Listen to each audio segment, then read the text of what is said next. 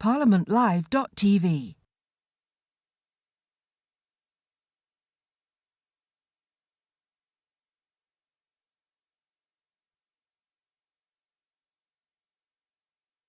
ParliamentLive.tv.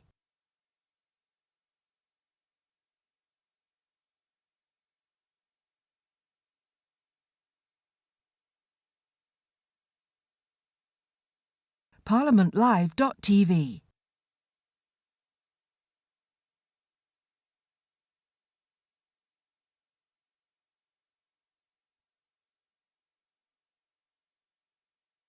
ParliamentLive.tv.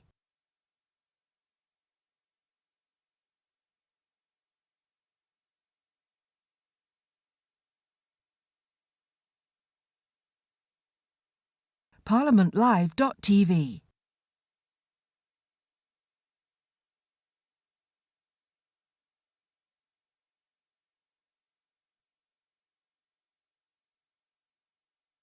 ParliamentLive.tv. ParliamentLive.tv.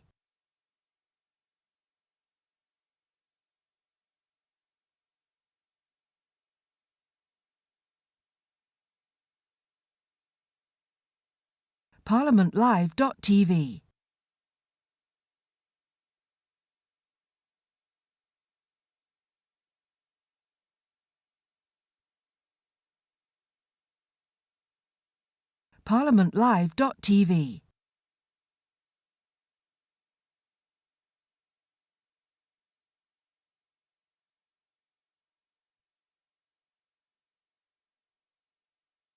ParliamentLive.tv.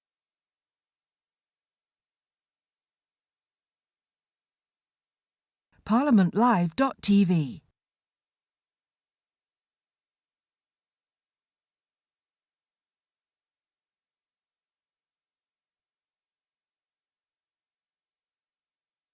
ParliamentLive.tv.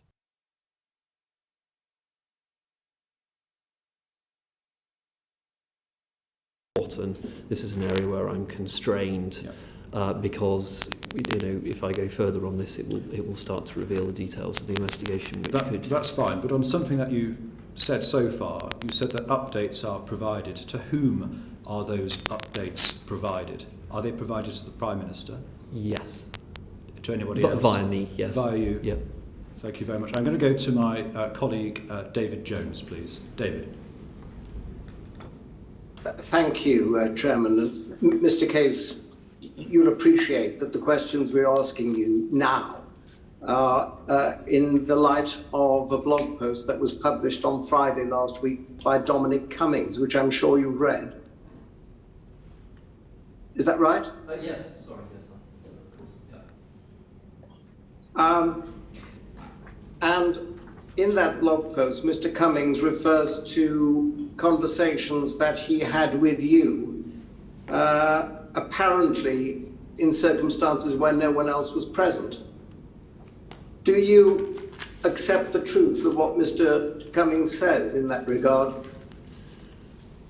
Again, I'm afraid I'm genuinely not trying to frustrate the committee, but I am constrained in what I can say because it's in the context of an ongoing investigation. So I'm apologetic, as I said, recognising legitimate parliamentary concern in this. We've gone down the exceptional route of providing briefings to the Speaker of the House on Privy Council terms, so that, as far as we can, Parliament is being updated on the detail of the investigation. So, are you able to help the committee? Did you authorise the Prime Minister's then official spokesman to tell the media that your inquiry had shown that neither Mr. Cummings nor the then Director of Communications were the lockdown leakers?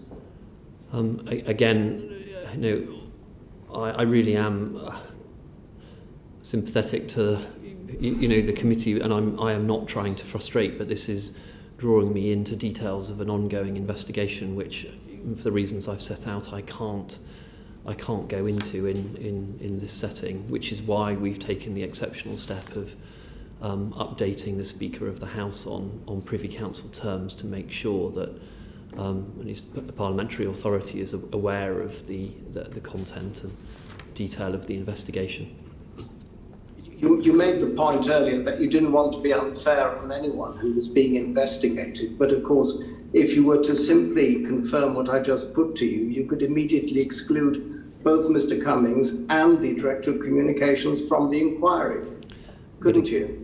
But again, you're inviting me to comment on the detail of an ongoing investigation, which, as I've said, I'm under constraints relating to classification, etc. And so I'm afraid I can't go into these sorts of details.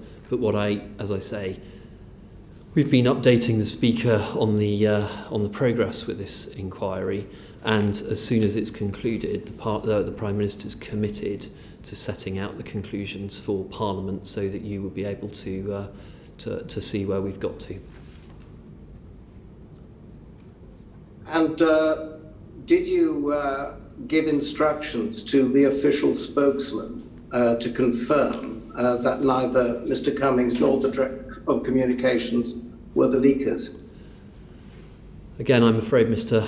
Jones, my answer is the same as before. I can't go into these sorts of details relating to an ongoing inquiry. I really, as I say, I apologise to the committee. It is not out of rudeness or disrespect to the committee, but there are constraints on what I can say in this forum, which is why we've taken the exceptional steps of keeping the Speaker updated on progress, and as the Prime Minister said, we will update Parliament on the conclusions as soon as they're available. Thank you. I wonder, therefore, if I could ask when the Speaker was last updated. I believe it was a fortnight ago. A fortnight ago? Yeah, I will come back to you if I've got that date, if I've got that wrong. Thank you. My colleague Lloyd Russell Moyle, please. Do you think the leaker has broken any laws? Are we discussing law breaking here, or are we discussing embarrassment?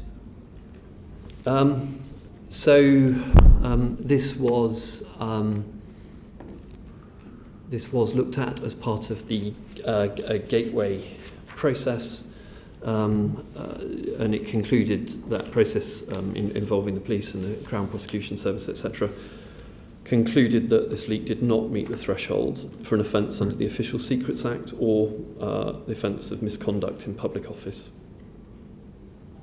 Thank you. So if it doesn't meet an offence criteria, doesn't threaten national security and the Official Secrets Act, can I ask why, therefore, you're unable to furnish us with some more of the detail of the questions that we have just asked you, particularly around questions where we have asked whether you have said things to press officers for them to pass on publicly, and you're not able to either confirm or deny that?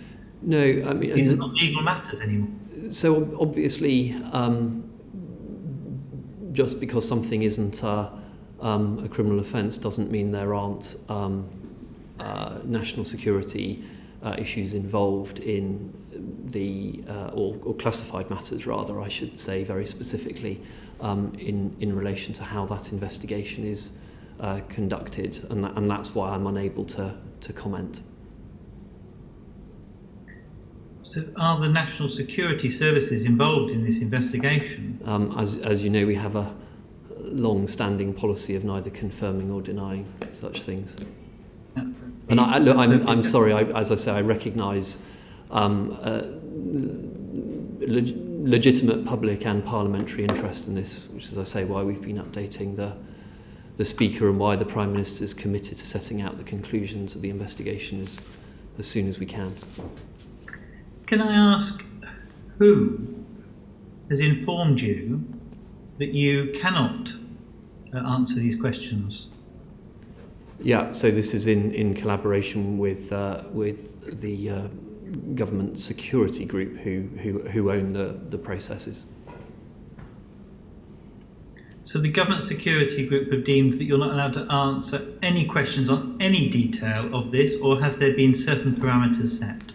No, I mean, beyond the things that I've said, I'm afraid I constrain, which is the ongoing investigation. I'm afraid I'm limited to not much more than that. You know, what I can say, I have already said to the committee.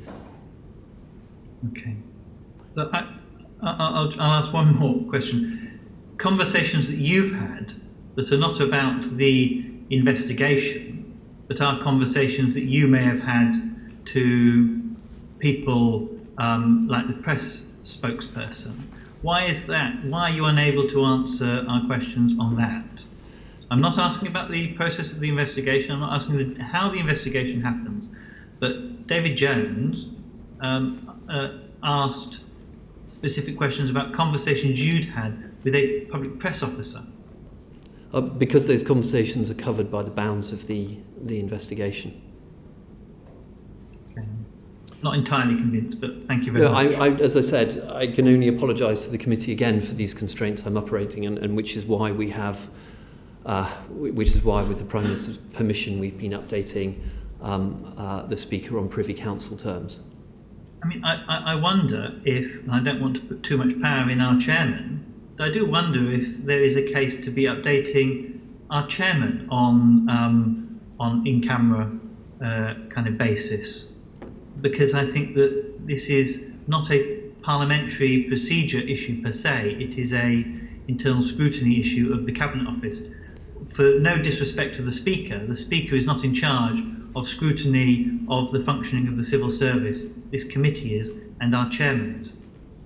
Look, I mean, I'm very happy to pick that up with the chairman and the relevant authorities. You know, it sounds like a potential way through. And again, I really understand, apologise for having to frustrate what are legitimate lines of inquiry. Thank you very much. Can I go to John McDonnell, please?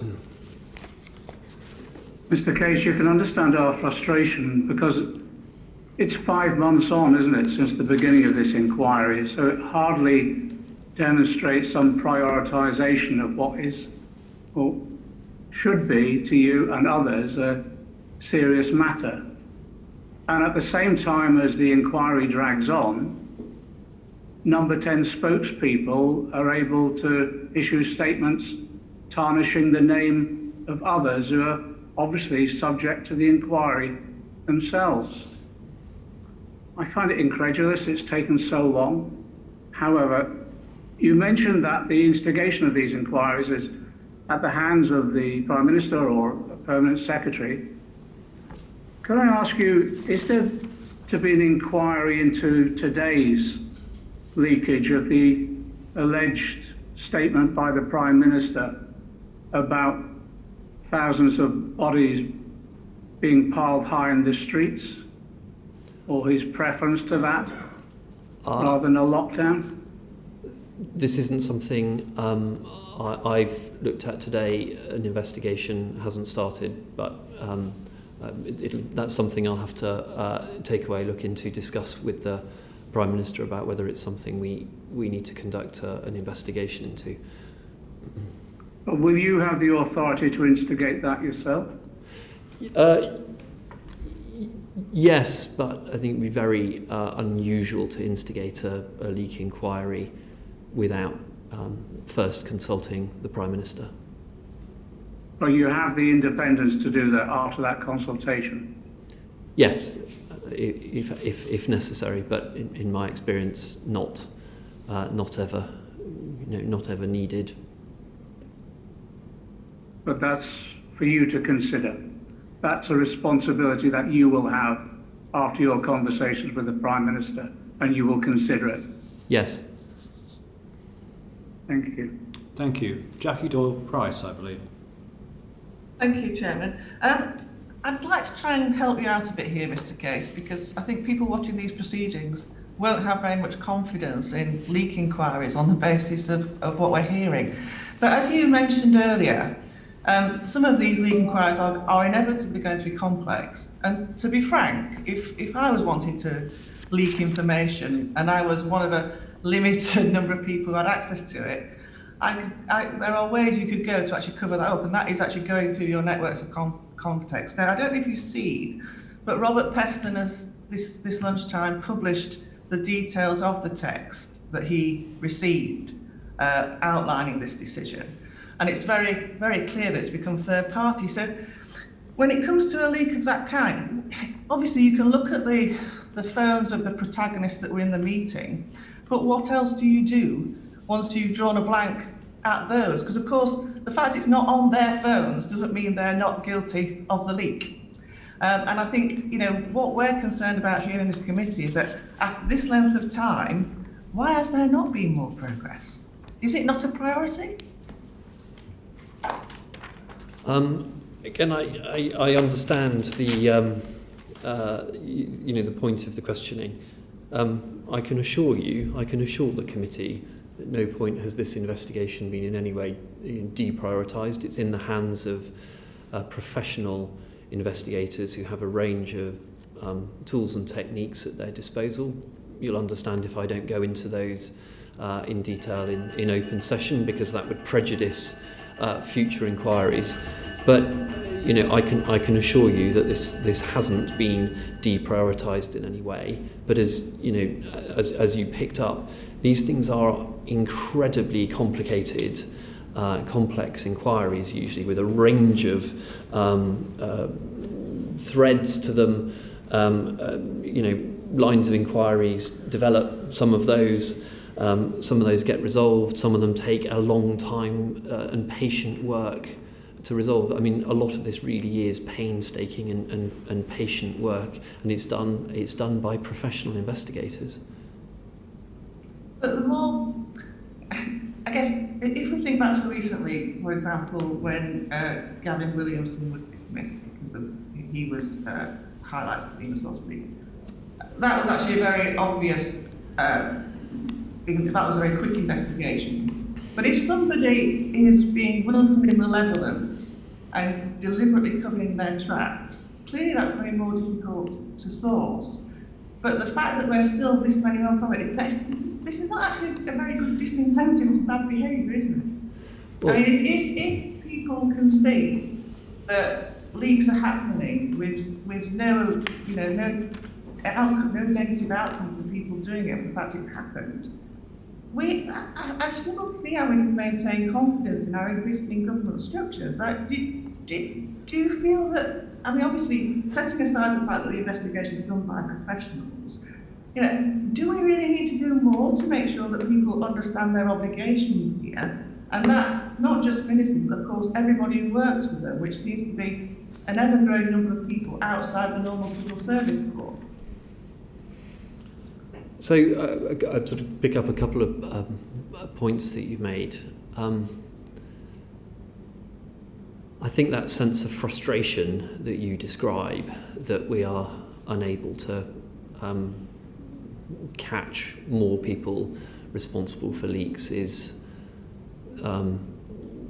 shared by a range of senior people, not only, you know, this Prime Minister, but other Prime Ministers I've known, and I know my predecessors.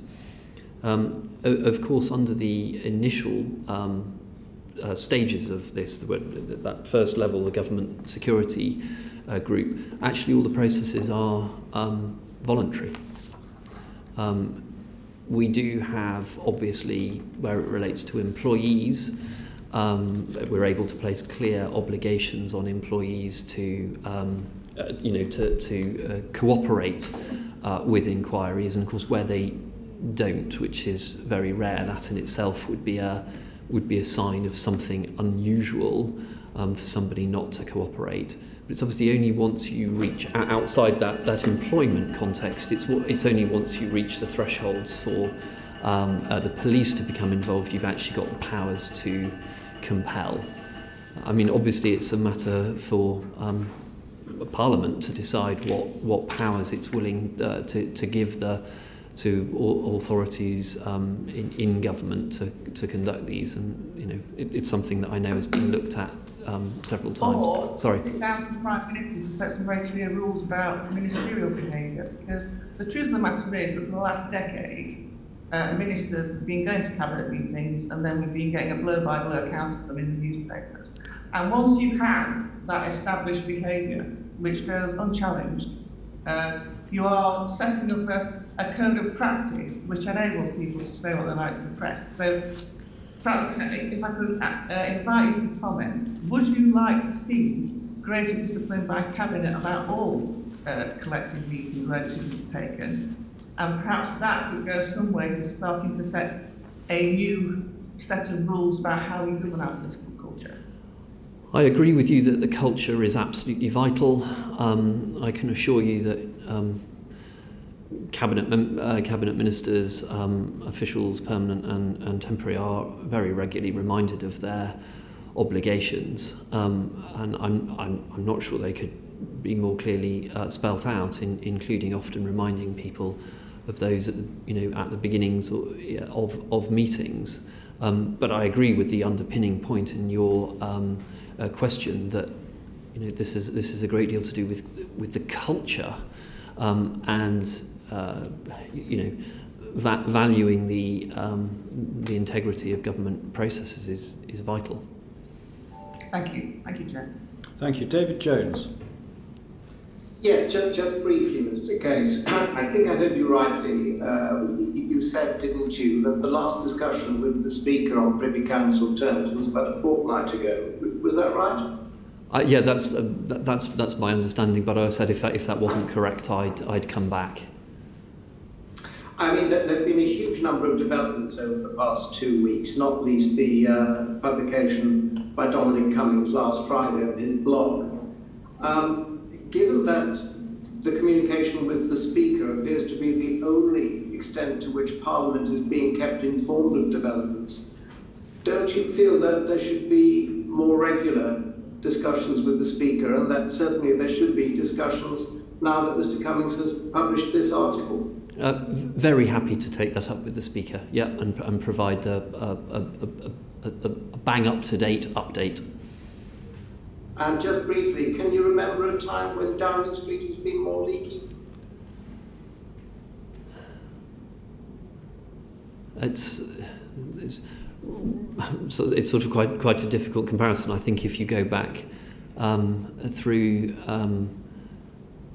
the ages and you read diaries and historical memoirs, leaks of government information are a long-standing frustration in government. I think one of the points that underpins your question was Downing Street being leaky. Of course,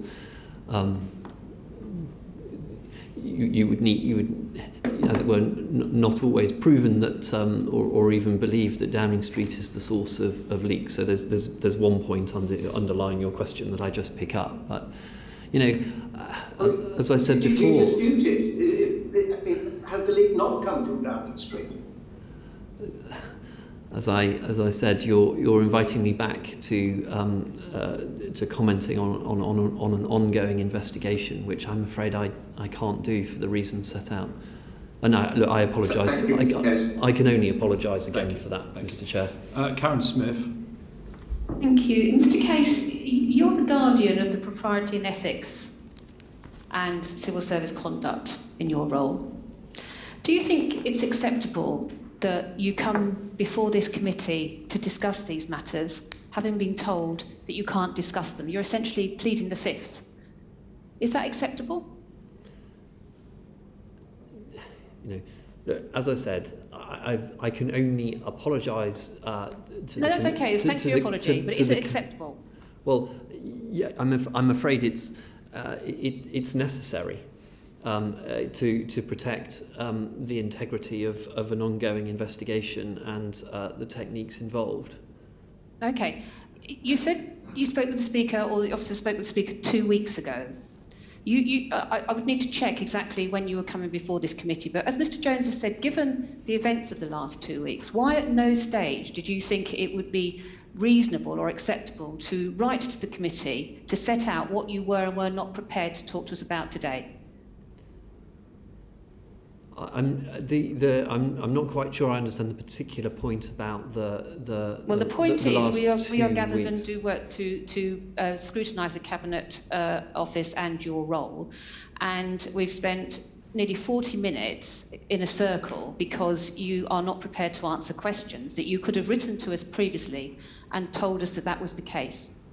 Well, I mean, again, accept my apologies for not making that clear in advance to the whole committee.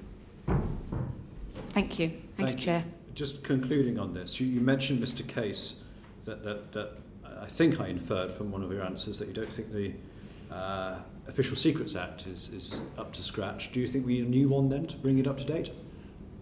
This is something that I think either is or will be consulted on, and obviously will come before Parliament. I'm sure this might be the next. Okay. Okay, so that will be happening. I'm aware of a leak inquiry that began in August of 2020 and hasn't yet concluded, so an even longer leak inquiry. I don't expect you to go into the specifics of any leak inquiries that were begun in August of 2020, but will those began in August be completed anytime soon? I'm afraid I'm not sure which particular case you're talking broadly about. We're getting on for 9 months or so. Well, is that not sufficient time for a leak inquiry? It entirely depends on the circumstances of the investigation. I mean, sometimes these things can take a very long time indeed. You know, when the professional investigators believe that there are no strands or lines of inquiry left, they will close an investigation. But I'm very happy to. I will look at the particular case if the clerk could let me have more details.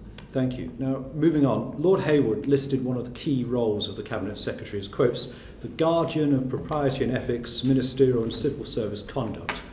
How do you see your role in that respect? I think the specific role of Cabinet Secretary, there are two aspects to that in relation to propriety and ethics. One is the overall structure and framework, the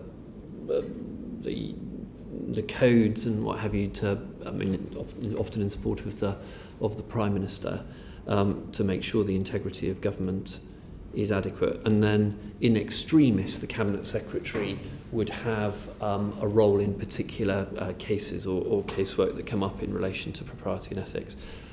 But I think the point I would make, and actually more importantly this is made in all of the codes and is spelt out and encapsulated in the Nolan principles, propriety and ethics is actually the responsibility of everybody in public service. And actually, to pick up one of the points made before, actually maintaining standards in public life is actually as much about culture as it is rules and regulations, and it's observing the spirit of those rules is the job of all senior leaders. And interestingly, you pick up sort of Lord Hayward's quote. I have the pleasure of being able to talk quite regularly to my predecessors in this role, and actually they consistently say that one of their most difficult moments in the job were the propriety and ethics work. So this is a constant feature of Cabinet Secretaries' lives. Indeed, and I think your PhD supervisor, Lord Hennessy, described the role as, quotes, the greatest keeper of secrets. So with that in mind, what levers do you have as Cabinet Secretary to ensure that decisions on policy are made in a proper way? I think probably three particular levers that the Cabinet Secretary has. The first, as mentioned, is actually around the guidance and codes.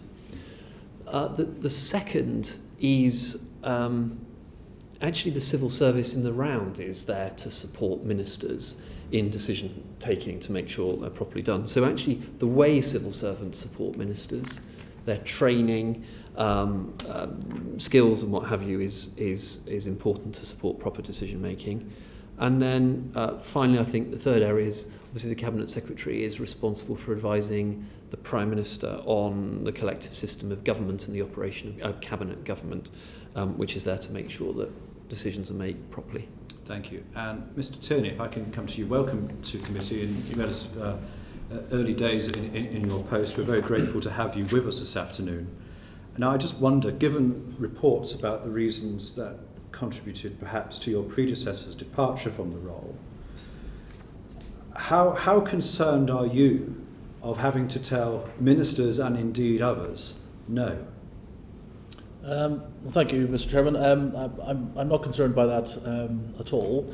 I think, though, it's worth saying that in my experience as a private secretary and senior advisor to ministers, that the reality is that most ministers come to officials seeking advice on propriety and ethics issues because they want to obviously stay within the letter and spirit of the codes. So I'm expecting in this job the vast majority of the work to be incoming requests from ministers, from me and the team, and indeed when I've spoken to my predecessors, they've confirmed that's what happened with them. So I don't think you should see it as something where I'm sitting here waiting to say no to something. I see the role as more of an enabling function. I want to work with ministers and permanent secretaries to help them get the business of government done in the best way that we can.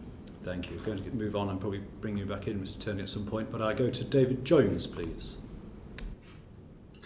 Thank you, Chairman. Mr Case, will the cost of refurbishing the Prime Minister's flat at number 10 Downing Street be paid for through private donations?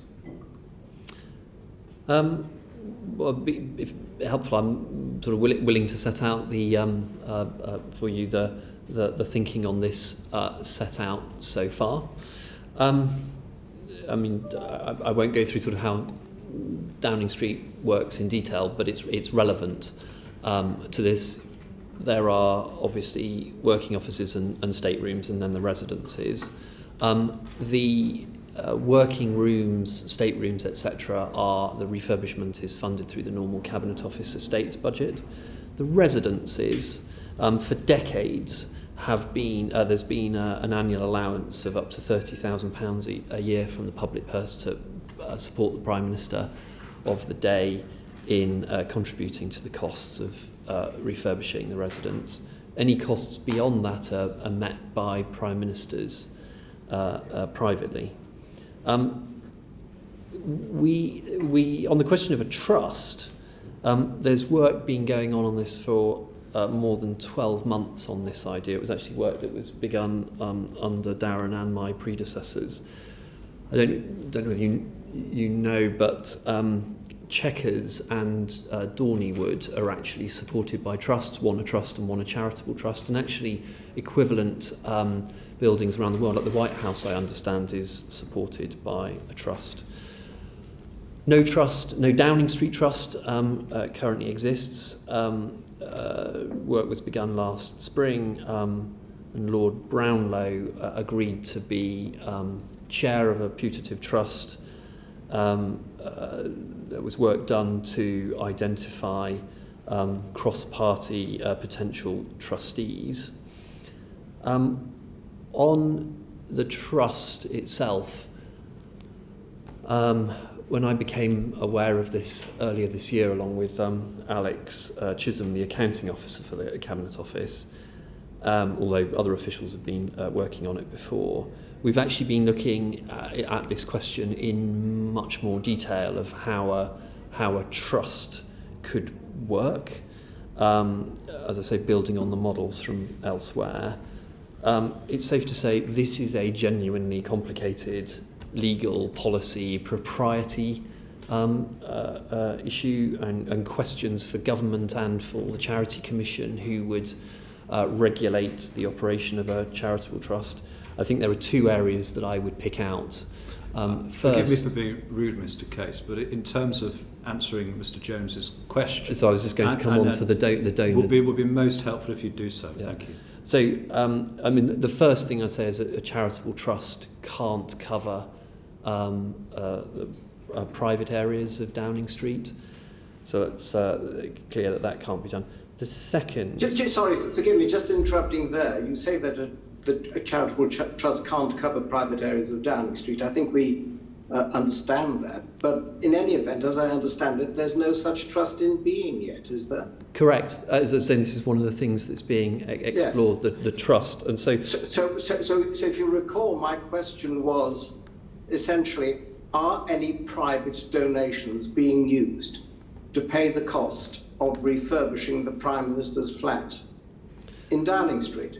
So I think, as the Prime Minister has said, all of this will be declared in the proper way. The Prime Minister will make relevant declarations So you're not answering that question now. Are you aware yourself whether any private donations have been used to cover the cost of refurbishing the flat at Downing Street? So what I'm happy to tell you is that the Prime Minister has asked me to conduct a review, because I was not being involved directly in this. The Prime Minister has asked me to conduct a review. Forgive me, Mr. Case. I'm so sorry to interrupt you. I'm so sorry to interrupt you. I asked you whether you were aware whether or not any private donations had been used to refurbish the flat. I mean, that's a straightforward yes or no, really. So, as I said, the Prime Minister has asked me to conduct a review into how this has been done, and asked that I share the details of those conclusions with the committee. Well, could I ask Mr. Case, and forgive the impertinence of the question, but the last review you've spoken to has gone on for months. So how long will this review take? I suspect it would only be a matter of weeks. Mr. Jones? Yes, I still would like Mr. Case to tell the committee whether or not he is aware whether any private donations were used to pay the cost of refurbishing the flat. Look, Mr. Jones... Are you aware of that, Mr. Case? So I have...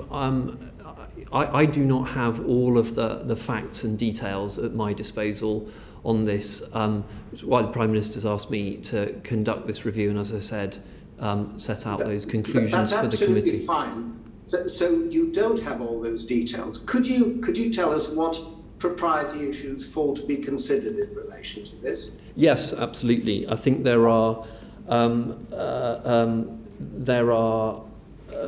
predominantly two areas.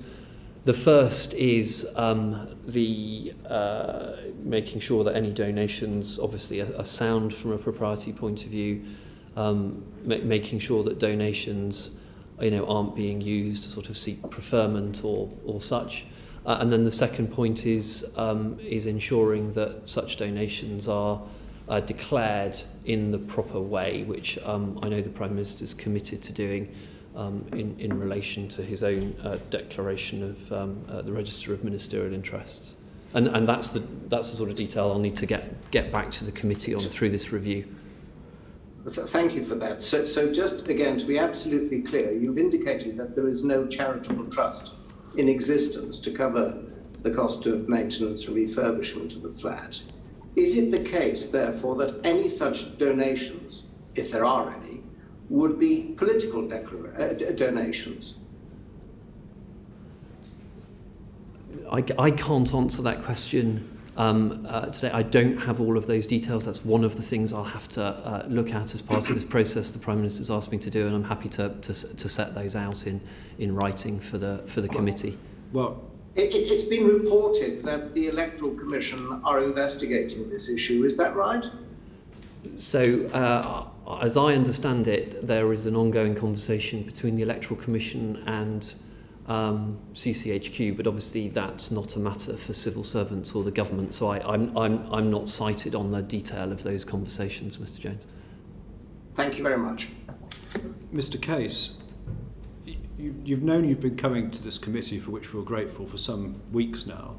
There are a number of, how can I put it, topical issues about the place at the moment.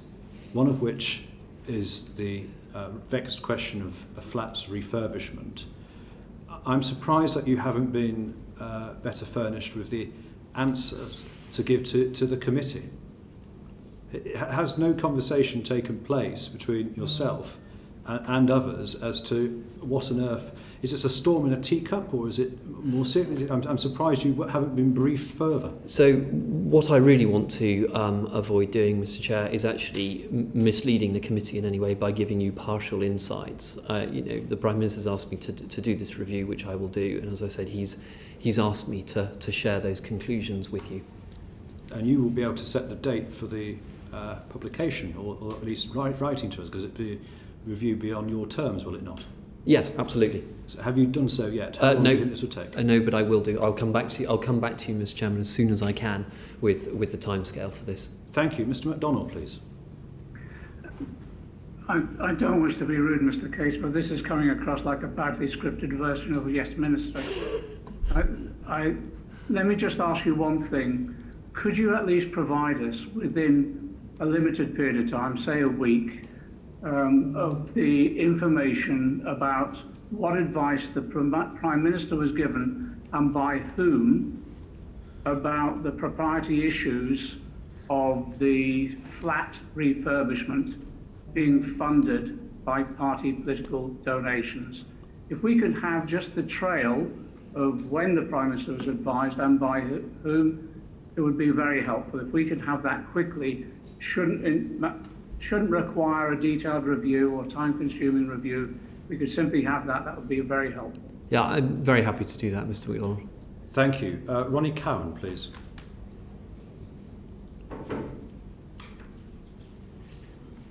Thanks, Chair. To both our witnesses today, really, I'm sure that both have something to add to this. The independent advisor of ministerial interests is responsible for advising ministers about how to comply with the ministerial code. But we haven't had one for over 5 months since Sir Alex Allen resigned. How has this impacted on your role and on the oversight of propriety and ethics in government more generally? Shall I go first? Yeah. The independent advisor, on ministerial interests is an important role. It's, of course, only one part of the jigsaw underpinning propriety and ethics. It's the independent advisor has a couple of specific functions, one relating to ministerial interests and the other to do with investigations. I think, in my experience so far, it's not had a particularly significant impact, but we need, and I know the Prime Minister is clear that he needs to get a new independent advisor in post as soon as possible. Darren, do you want to add? Well, just to add that the principal source of advice for ministers on propriety and ethics is their permanent secretaries, so they've still got access to that during this last period, and of course they can come to me and my team if there's something particularly complex. So 5 months without one, and nobody seems to have noticed. Is that the message I'm getting? I don't think it's 5 months and nobody's noticed. I don't think that is what we're saying. It has been noticed. It is an important role, which is why the Prime Minister is seeking to appoint somebody very shortly. Now, would your involvement in the Greensill affair have been different if an independent advisor had been in post?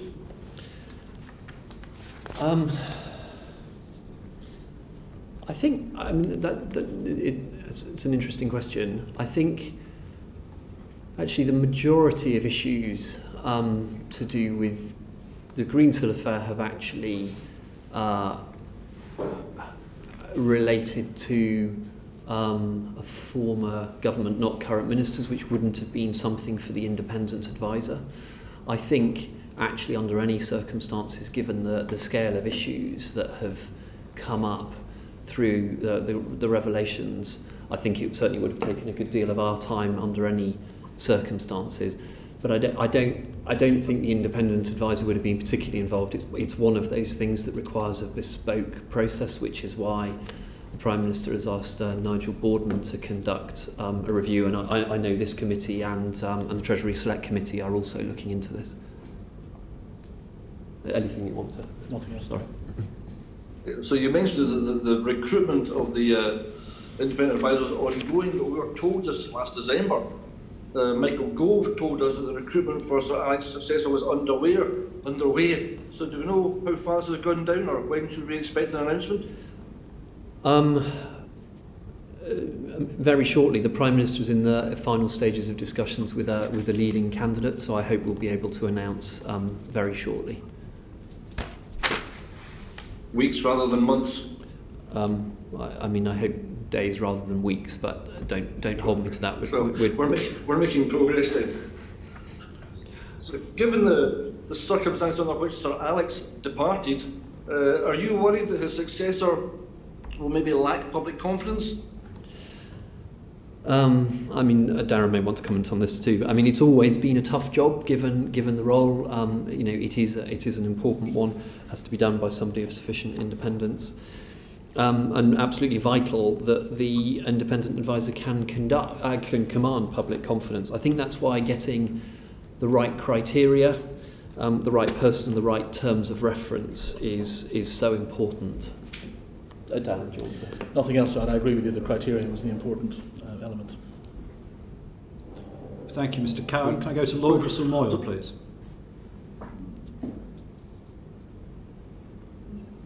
Lloyd Russell Moyle.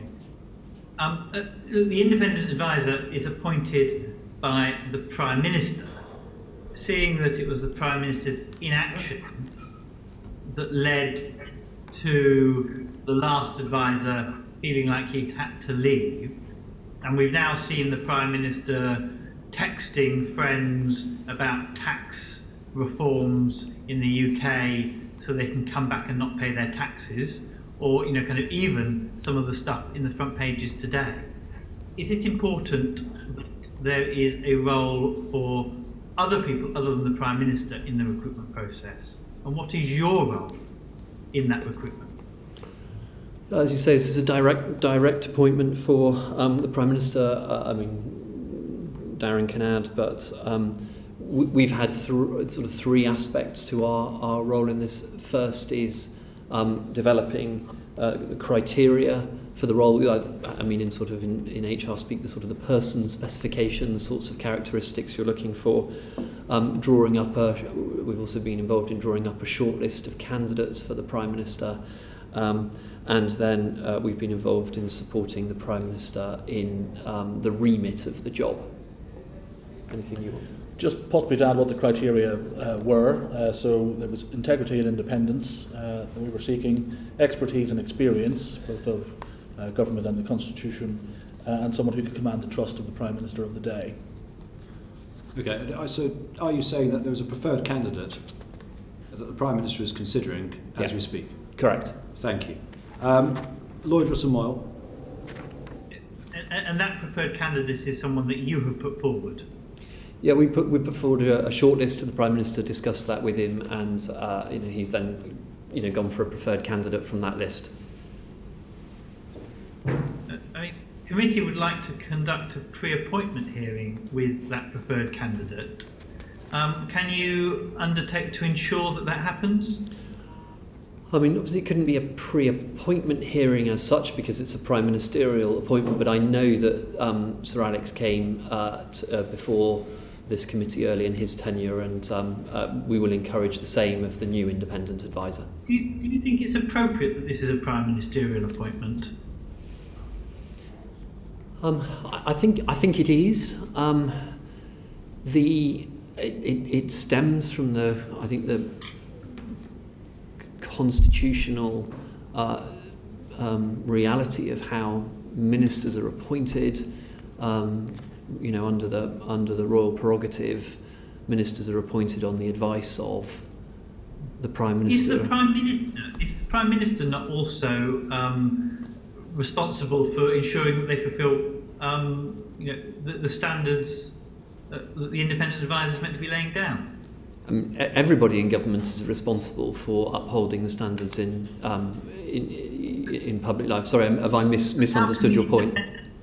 How can the independent advisor be looking at the actions of the Prime Minister if they're appointed by the Prime Minister?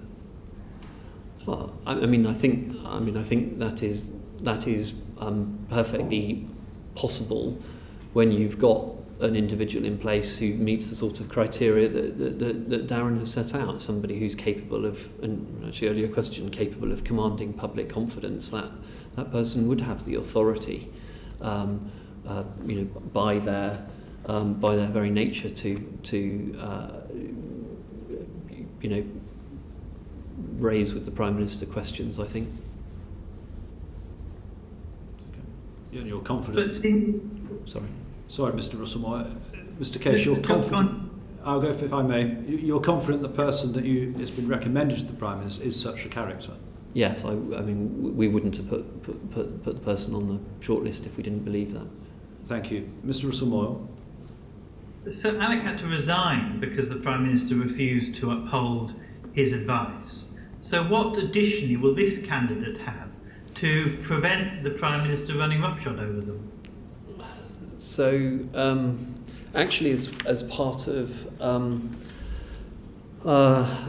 this round, we've actually the Prime Minister's actually asked us to look at the remit of the role and the powers that the independent advisor has. Well, I wonder if at that juncture I could perhaps bring Rachel Hopkins in, just to preempt perhaps what you might be about to say. Rachel.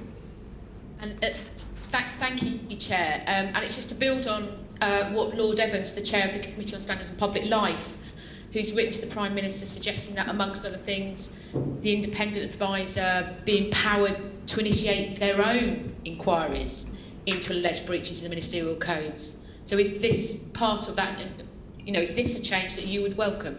So, sorry, I was just saying in relation to the previous question, the Prime Minister's request as part of identifying a new advisor, we've been looking at how to amend the remit of the job, and we'll be announcing any changes at the same time as announcing the new independent advisor.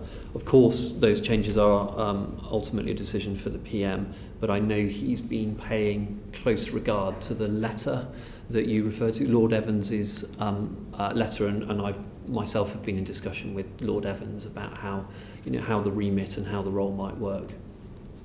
So, but we'll set out any changes in when we make the announcement.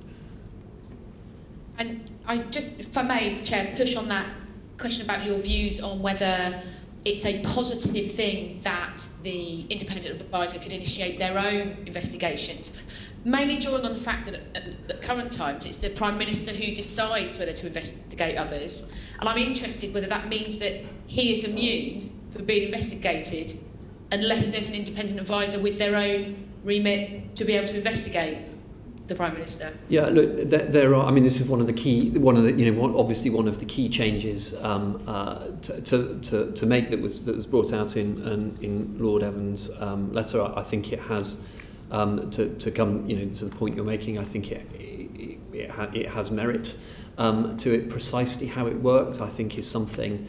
Again, it all needs to flow from the core constitutional principle that the Prime Minister advises the Sovereign on who to call to be her ministers. But I think it is something that it's something that we're looking at, and we'll set out changes when we make the announcement. Any changes. Thank you, John MacDonald, please.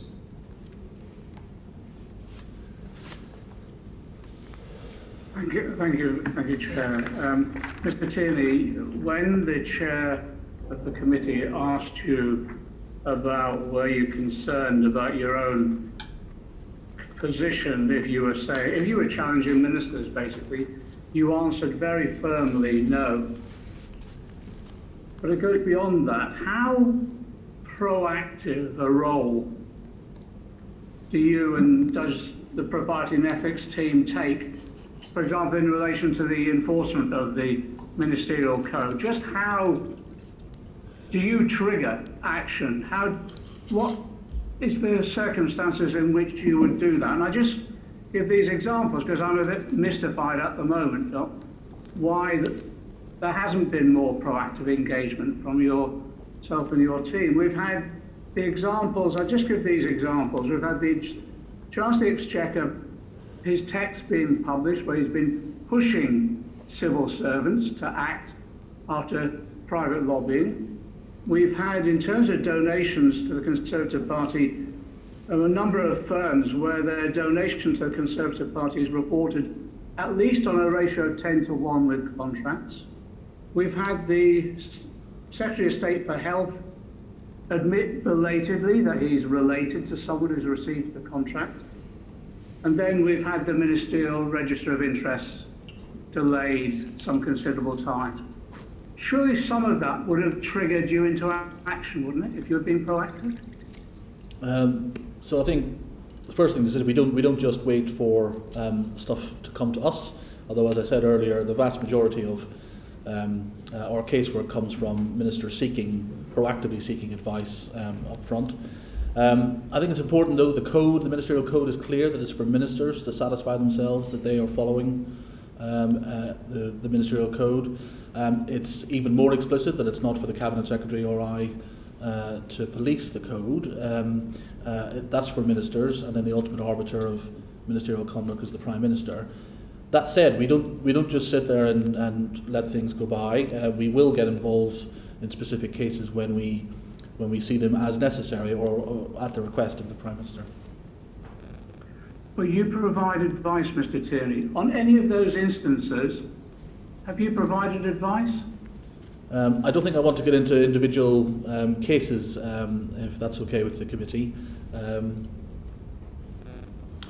Well, how can we tell whether you're doing your job if we ask you a specific question about whether you are doing your job, and then you tell us you can't tell us whether you're doing your job? I think what I'm saying is I don't think I want to comment on any ongoing casework that the team are doing. So you are engaged in some of these matters I've listed? We're engaged in a range of issues that are live at the moment. Thank you for that. That's at least moves us a bit further forward. The issue around permanent secretaries and the role that they play is equally important. How important do you think the role of departmental secretaries is in ensuring that the relevant codes are adhered to? Because my fear is the one that the chair raised, really, which is, in recent experience, it suggests that permanent secretaries who displease their secretaries of state don't seem to last very long in their posts. We saw what happened to Philip Rutnam. So how does a permanent secretary act as a regulator while keeping their jobs? Do you want to try? Yeah. So actually, as you'll know, the role of permanent secretaries in the ministerial code is clearly set out. There's some specific examples on security of government business, matters relating to ministers' constituencies, and also supporting ministers in making sure that they avoid conflict or perception of conflict. I mean, I think on the point about, you know, the role of permanent secretaries and relations, actually, I think this came up when I was in front of the committee last time. Actually, the overwhelming majority of the experience of the relationship between ministers and civil servants, and between secretaries of states and permanent secretaries, is actually incredibly collaborative. As Darren says, in the vast majority of cases, actually ministers actively seek the support of their permanent secretaries and other officials, like like Darren, in upholding their obligations under the ministerial code. When it came to Philip Rutnam, his advice was not followed, and to maintain his integrity, he had no other choice but to resign. It sounds as though other permanent secretaries may not be so robust in challenging their secretaries of state, and that's how they survive. Personally, I don't share that view. Permanent secretaries, I know, are robust as they need to be, where they need to be in making sure that the minister's obligations under the ministerial code are upheld. But as I said, the issues around the ministerial code, difficulties, I think more often than not it's ministers asking civil servants actively asking for support in making sure that they that they uphold their obligations under the various codes. That sounds difficult to accept when the ministerial register of interest has been delayed yet again, but we'll await publication. Thank you, Chair. Thank you. Rachel Hopkins. Thank you, Chair, again. So there's the existing transparency scheme, and that covers meetings or gifts and hospitality. And can I just check, is that the one that's published quarterly, isn't it, with all those things on it? Yeah, that's right, yeah. Yes. Yeah, that's right. Okay. Sorry, I got really good. Yeah, so just checking I've just got the right thing in my mind as well. And I just want to check, does it cover phone calls and text messages that senior ministers or senior civil servants may make in relation to these sorts of things where they need to declare them? It doesn't cover phone calls unless the phone call is in place of a meeting, if that makes sense. So only if it's a phone meeting, but not routine phone calls, and it doesn't include texts. Okay, so given everything that we've been talking about today and the public interest in a lot of that, if those sorts of calls and text messages aren't included, how can we ensure that standards are upheld, ministerial code is enforced, etc., in relation to these sorts of things? Do you want me to? Yeah. I think, it's a good question, but actually I think the underpinning principles are there to answer your point, which is government business is government business, however it's conducted by whatever means of a communication. And anything that's government business has to be handled in line with the codes, FOI, Public Records Act, etc., etc. These things have to be retained, declared to officials as, as per the code, whatever the means of communication. Okay, that's really helpful, because some of the issues that have been coming up, it's been mentioned briefly earlier, is around the Prime Minister saying he's going to publish text messages between himself and Mr Dyson and other business leaders in the public interest. Not come to light just yet. So when can we expect them in the spirit of what you've just said? As I understand it, the Downing Street published, I think it was on Friday, a document fulfilling the Prime Minister's commitment in the House. I think it was last Friday. Again, I'll have to check. Okay. There's other senior ministers who, probably should follow suit then, if that's the case with the Prime Minister. Would you agree that it's appropriate that they should publish all text messages and those sorts of messages in order to ensure that they're being transparent and in accordance with the ministerial code? Well, I think processes are there for for the purposes of transparency. So, for example, Freedom of Information Act is a way of getting hold of material relating to government business, that can be released under whatever the means of communication. So I think there are vehicles there for transparency. Yeah, one of the points I'm very conscious of is around government business. Like I say, usually takes place with officials present, and therefore there will be a record or a note, and it's covered that way. But sometimes you seem to imply as well that government business takes place over the phone through a message, and it's obviously for ministers to then subsequently declare. But we've picked up that there have been reports that the Prime Minister still uses a personal mobile phone despite requests from the civil service to do so, to make sure that it can be managed and that it's secure. So what's been your advice about this, and how do you sort of help maybe prevent inappropriate, requests, lobbying through personal mobile phones if officials aren't present? On the specific point, you'll be well aware that the Prime Minister, set out his account in the House last week, including making clear, as he's required to do, that any contact he gets through his personal phone, he's got to declare to officials, and I think you set that out in the House. The question about personal mobile phones is a good one. The communications security is obviously important, and ministers get advice on that. And, for example, we regularly do sessions at Cabinet on security. The committee will understand by long-standing convention. I won't go into the sort of detail of the advice that I've given the PM or my predecessors have. But actually the thing about changing telephone numbers and personal phones, I think, can be a bit of a red herring, if I'm honest. Prime ministers, other ministers like parliamentarians actually need to be in touch with a very large number of people, colleagues around the House, across government, etc. So, I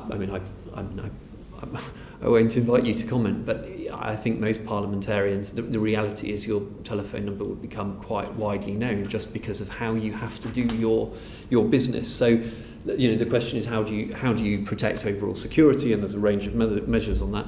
And as for the question about lobbying, the processes are sort of well established, that if it's government business and an official's not there to record it, in the moment, at the first opportunity, ministers should be declaring this to their officials to make sure it's recorded. I'm pleased to hear you say about declaring it at the first opportunity, because we know through other recent issues, I'm thinking sort of Westbury, some of these had to be teased out because it wasn't at the time. One of my big concerns, and you touched on it there about security, is whether personal phones are sufficiently encrypted or as secure as a government issued, ministerial phone. Because we've seen in other cases some, people have hacked into, significant people's phones and used it as a means to sort of blackmail or embarrass in that respect. So can we be assured, what's to stop our Prime Minister being vulnerable to inappropriate lobbying or blackmailing in that respect if he's using a personal mobile phone? So obviously we put security packages around all the communications that ministers have by whatever means. Actually, as you may well know, actually the levels of encryption and standards of security on everybody's mobile phone are increasing all of the time, because it's in the interests of the manufacturers. It's customers all around the world demand it now. So, but there are everybody needs to follow the basic cyber security advice about how to protect your devices. It's the same advice to the public as it is to ministers, to be honest. Obviously, government-issued IT is, in most instances, slightly more secure. Obviously, the highly classified stuff, much more secure. But, actually, the levels of encryption and security on most people's mobile phones is really, really pretty good. And if you use it in the right way, two-factor authentication, all that sort of stuff, standard cybersecurity advice, you can actually end up with very secure devices in everybody's hands or pockets. And just final point, around obviously, people do business in this whole sort of new way, messages and phone, mobile phones and stuff that you're saying.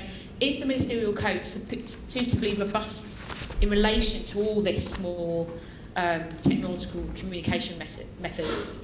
Does it cover it sufficiently?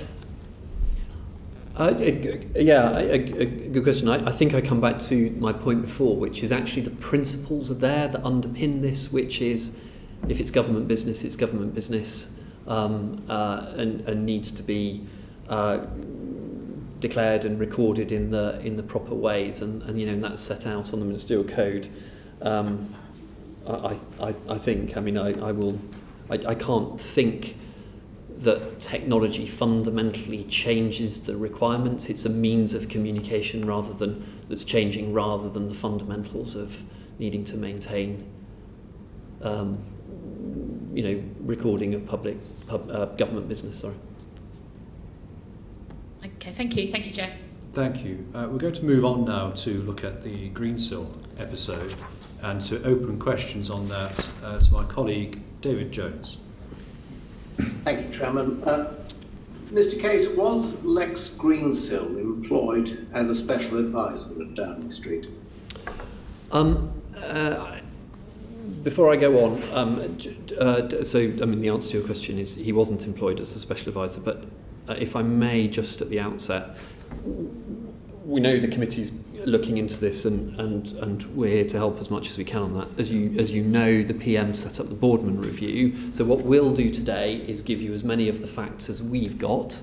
Some of those we've obviously only been able to have a cursory look in terms of handing material over to Mr. Boardman. So we won't be able to give you all of the answers. We'll give you what we've got, and Mr. Boardman will. But Darren, do you want to go through? Could I say you've given a clear answer to Mr. Jones's first question that says that Mr. Greensill was not employed as a special advisor at Downing Street. Is that correct? Correct. Right, Mr. Jones. Next question. Yes, thank you. Well, I just remark in passing that famously Mr. Greensill's business card announced that he was a senior advisor at the Prime Minister's office. So what was the nature of his role? So I'm happy to pick that up, Mr. Chairman, if that's okay. So as we've said, he wasn't a special advisor. His exact status is unclear, and that's one of the things that we've asked Nigel Boardman to look into. He was appointed as an unpaid advisor on supply chain finance in January 2012. He did that until 2015. In 2013, he also became a crime representative, which lasted until 2016 when he left the Cabinet Office. His status as a senior, as an advisor, it's unclear what basis that has, and as I say, that's something that we've asked Nigel Boardman to specifically look into. Was he present in Downing Street pursuant to the terms of any contract? We've been unable to find a contract. What we've found so far are an appointment letter and then subsequent reappointment letters, which set out some conditions on his appointment, things like the Official Secrets Act, confidentiality, seeking or using the business appointment rules when he leaves. But so far we've been unable to identify a contract. Who signed the appointment letter? The initial appointment letter was signed by a director in it was called then the Efficiency and Reform Group of the Cabinet Office. We've had some evidence that the appointment was signed off by the then Minister for the Cabinet Office and the then Permanent Secretary in the Cabinet Office. That would be Sir John Manzoni, yes? No, that would have been Ian Watmore at the time, and the Minister was Francis Maud. I wonder, Mr. Tierney, before interrupting David Jones, forgive me, Mr. Tierney, would you be able to publish that appointment letter, or at least furnish the committee with it? I can't think why not, but I mean, if there is a reason why not, we'll let you know. But and obviously we've given all this to Nigel Boardman as well. Thank you, Mr. Jones. Yes. So presumably, Mr. Greensill had a pass to work at Number 10. He did. He was given a pass and IT for the Cabinet Office and a pass and IT subsequently for Number 10. And was he subject to the same level of security vetting and clearance as other members of staff who work at Downing Street? He did have the appropriate level of security clearance. It wasn't there immediately on his appointment. It happened several months later, but that's not entirely unusual. So can I just pick up on that? We're not entirely, are we clear whether he actually worked in Downing Street? That the fact that he had a business card, etc., doesn't actually necessarily mean he was working from Downing Street? Right. I don't think he did actually. He had access to Downing Street? Yes. Yes. What was he doing when he was there? Just popping in for a cup of tea, or what was he doing? We don't know. We weren't involved at the time. This is something that... No, indeed. It's the purpose of the investigation to find out, yes. David Jones. I find it extraordinary that you come before this committee and not really knowing anything about the terms upon which Mr. Greensill managed to be installed in Downing Street, which members of the committee may find rather alarming. Well, I mean, as Darren set out, I mean, the Prime Minister... Mr. Case, if the committee is alarmed, are you alarmed by this? Yes. Mr. Jones. So it was approved by a minister and by the Permanent Secretary of the Cabinet Office. The initial appointment, which was for 3 months, was approved by the Minister and the Permanent Secretary. We have found no evidence that subsequent extensions to that appointment were approved by ministers. But that's one of the things, again, that we've asked Nigel Boardman to look into. Do you know the background to his introduction to Downing Street? Do you know why it was thought it would be a good idea for him to work there? I mean, I think we're reasonably clear that Jeremy Haywood was seeking to bring Lex Greensill into work in the Cabinet Office, to bring his expertise of supply chain finance to bear to some policy issues that were around at the time. So Jeremy Haywood had worked with Lex Greensill in the private sector, I think that's right, isn't it? Yes, they both worked together, and I think it was Morgan Stanley. Is it fair to assume, therefore, that it was Jeremy Haywood's introduction that led to Mr. Greensill being installed in Downing Street? I think so, although, as I said, Nigel Boardman is looking into those precise circumstances of his access to Downing Street. You said that it was, forgive me Mr Jones again, you said it was Francis Maud and Ian Watmore who made the original 3-month appointment, yet he was there for some years. Who signed off on the reappointment? That's unclear. Is there no documentation, a letter that says after 3 months you can carry on for another 3 months doing whatever it is you're doing? So that we have found further letters of appointment, either from HR teams or his then line management changed from one bit of the Cabinet Office to another. What we haven't found is who authorised above those appointment letters. You made clear what the first part of the oversight was in the Cabinet Office, which was the second part. It was then the Economic and Domestic Affairs Secretariat. It moved from ERG to EDS. And who headed that? The person named on the as line manager there was Claire Sumner. Did she not sign it off? Was it not for a minister to sign off, given it had been done by a minister in the first place? Again, I think that's all clear. Forgive me, Mr Jones, for interrupting you. No, that's all right, Chairman. Just to be clear, Mr Greensill was in the business of selling services to HM government, wasn't he? I'm not sure I can answer that. He at that point, he had only just set up his company. That was how it transpired, isn't it? That he was selling services to the government. Again, we've asked Nigel Boardman to look into the details here, but my understanding is Greensill Capital didn't have any contracts with government until much later on, until I think 2018. Is it fair to say that he would have been in a position to acquire information during his period of employment by the government? No, forgive me, not employment, working at Downing Street? He would have acquired information that would have been of assistance to him in deciding the basis upon which he would offer commercial services to the government. I mean, I think it's exactly that potential conflict of interest that we've asked Nigel Boardman to look at. I mean, you say potential conflict of interest. Doesn't it look like a screaming, glaring conflict of interest? Yes, it does. And does it not look appalling incompetence on the part of those senior officials and ministers who recommended that he be installed in Downing Street? Well, what we haven't seen is the evidence of how the conflict was to be managed, and that's what we've asked Nigel Boardman to look into. Thank you, Mr Tierney.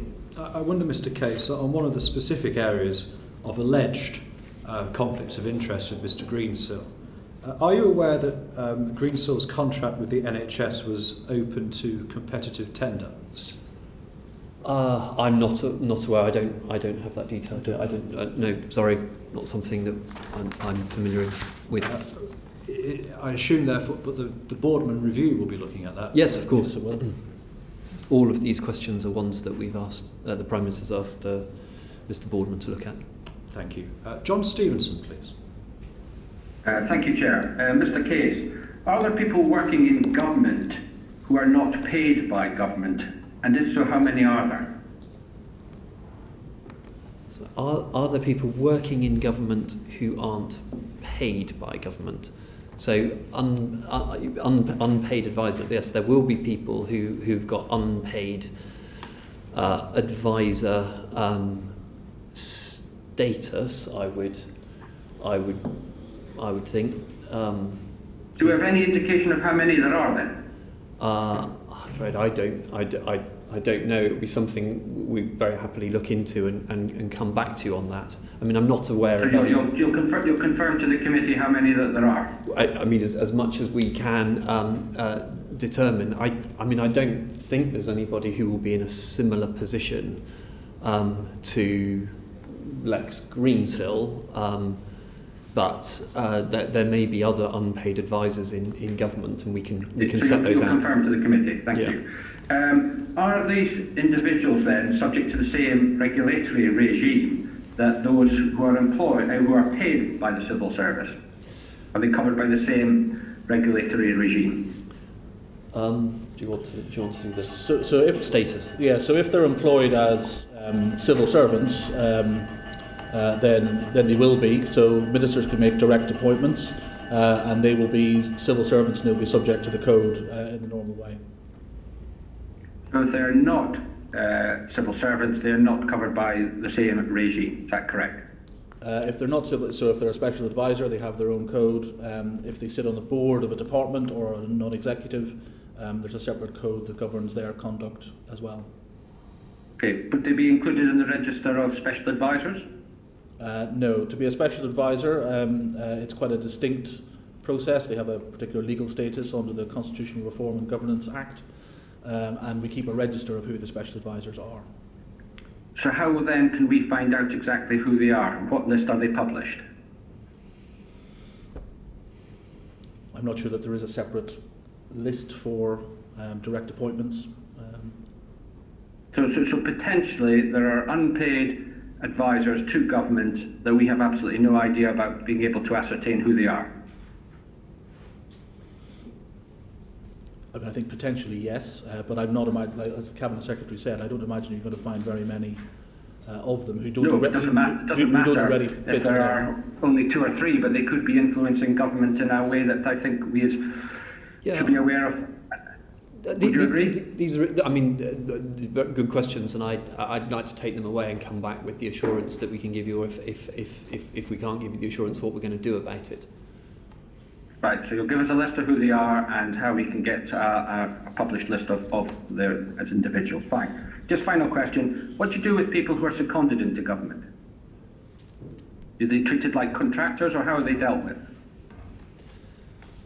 It will depend on the basis on which they've been seconded in, but most of them will be subject to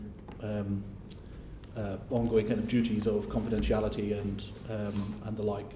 But it will depend on the specific circumstances. Fine. So again, this committee could get a list of those who are seconded into government as well. Quite often we'll set it out as best we can. Actually, there will be I suspect, a large number of secondments into the civil service and what have you, who will be, there under the same status as civil servants. But we will give you the best account that we can.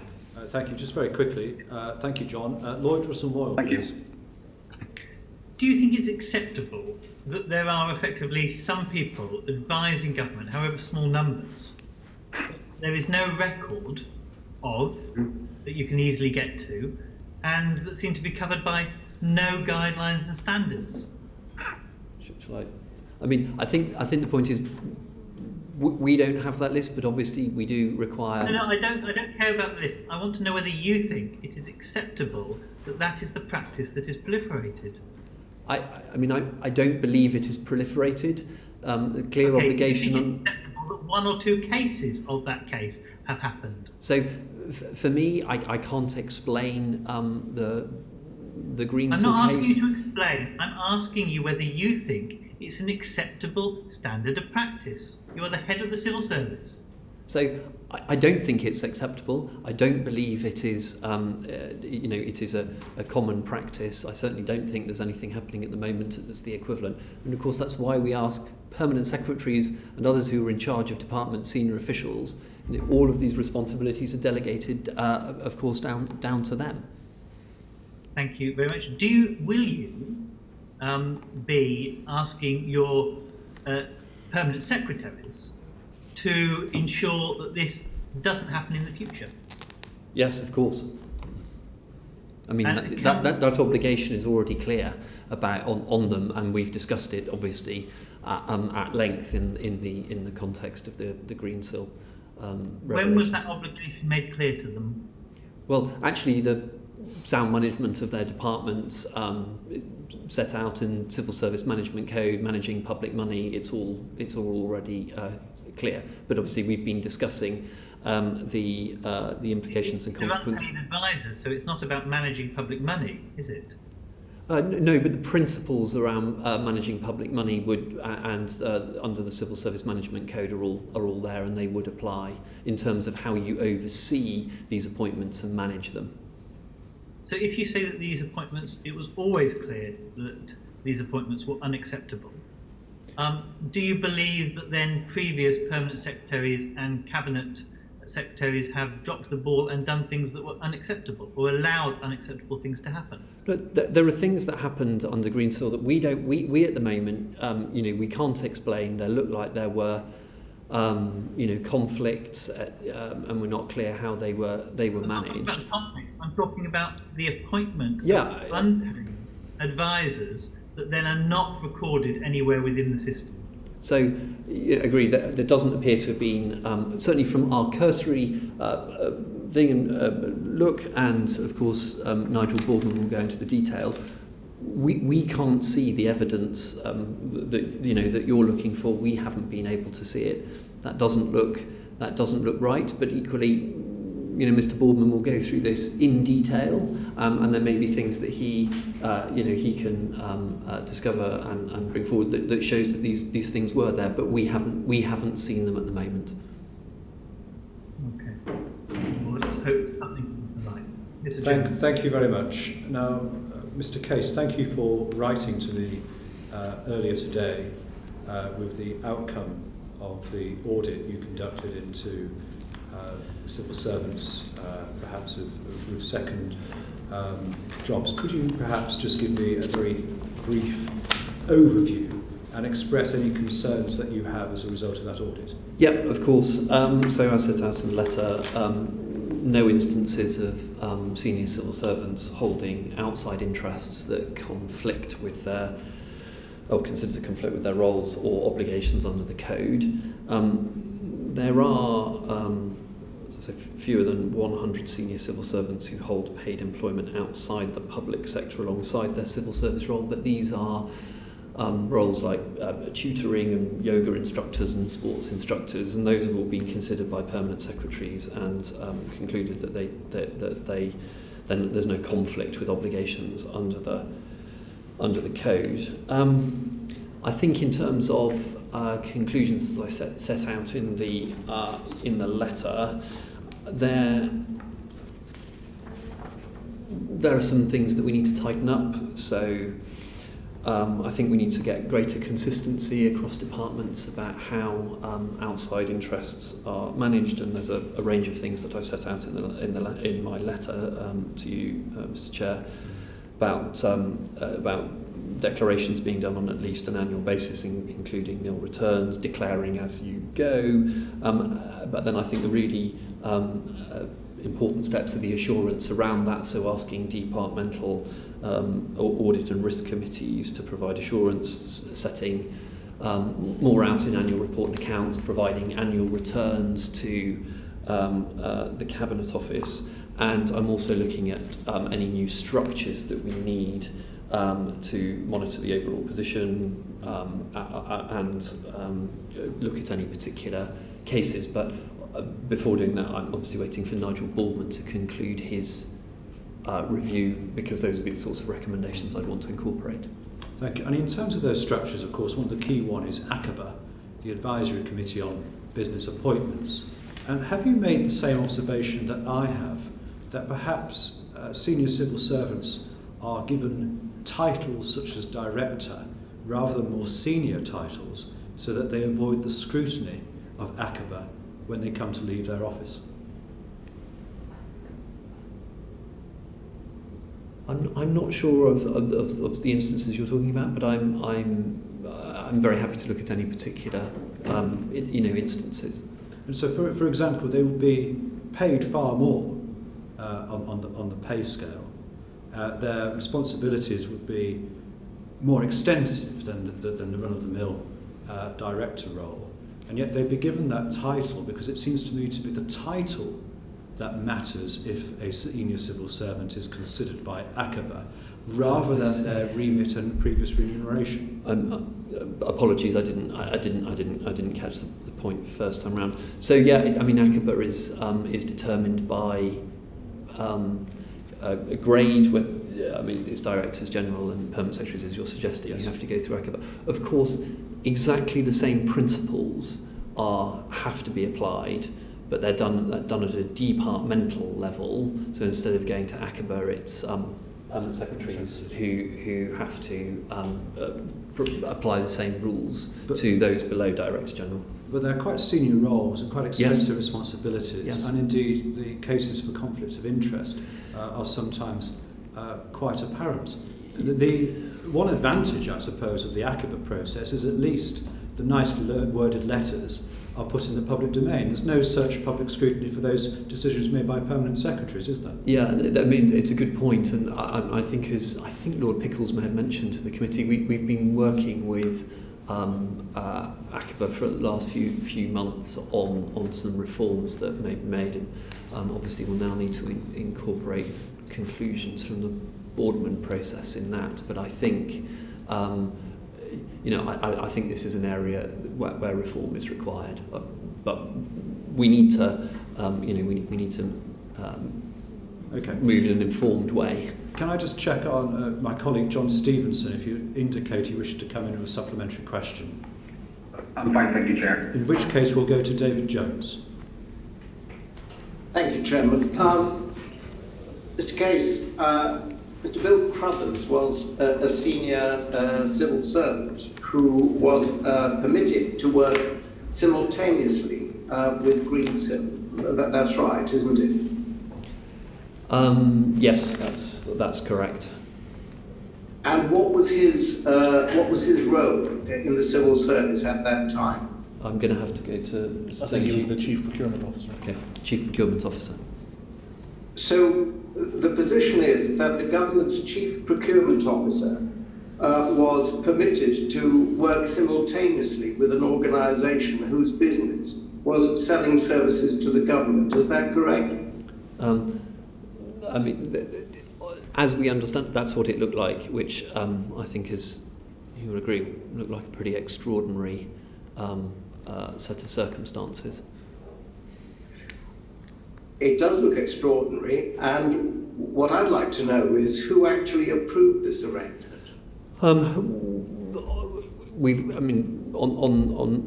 more detail, one for Nigel Boardman, but our understanding is that this was the then Cabinet Secretary and Chief Executive of the Civil Service who agreed this. Who was? So Cabinet Secretary at the time would have been Jeremy Hayward and was it John Manzoni? Yeah. So Sir Jeremy Hayward and Sir John Manzoni approved this. Did this require any ministerial approval? I don't think it did. You mentioned, Mr. Case, it looks pretty extraordinary. That is, I think, possibly an understatement, given the roles that Mr. Cruthers was performing in the civil service and simultaneously performing within Greensill. You clearly have carried out some research into this. This was approved without any ministerial input at all, is that right? That's as far as we understand it, yep. Is this something that is routinely done? Well, obviously, when this came up, I think the phrase was a source of acute concern, and I think the Prime Minister referred to this in the House, I think 2 or 3 weeks ago. Prime Minister's questions that he and I felt. I personally have never heard of anything like it before. And having talked to current and former colleagues, no one else seems to have seen anything quite like it. Have you examined the papers surrounding the approval of Mr. Crothers to work at Greensill? I'm going to have to let Mr. Turney answer this one. He's been going into the detail of these ones. So we've had Yes. we've seen some email exchanges which look like they confirm the appointment, but as we keep saying, we've asked Nigel Boardman to look in more detail at the process and the decision making here. Yes, I understand that Mr. Boardman is conducting an inquiry, but so is this committee. And I think it's very important that we have as much information as possible, as soon as possible. In the light of the papers that you've consulted, can you find any good reason being set out for this arrangement being put in place? The reasons that I've seen, there were two. One is that at the time Greensill Capital didn't have any public sector work, and I can't remember now what the second was. Why should it be a matter of concern to senior officials that Greensill Capital didn't have any public sector work? I can't answer that. I wasn't involved in the decision making, but that was one of the factors. I mean, it seems an extraordinary point to make. I mean, it looks very much as if senior officials were putting in place an arrangement that would make it easier for Greensill Capital to obtain public sector work.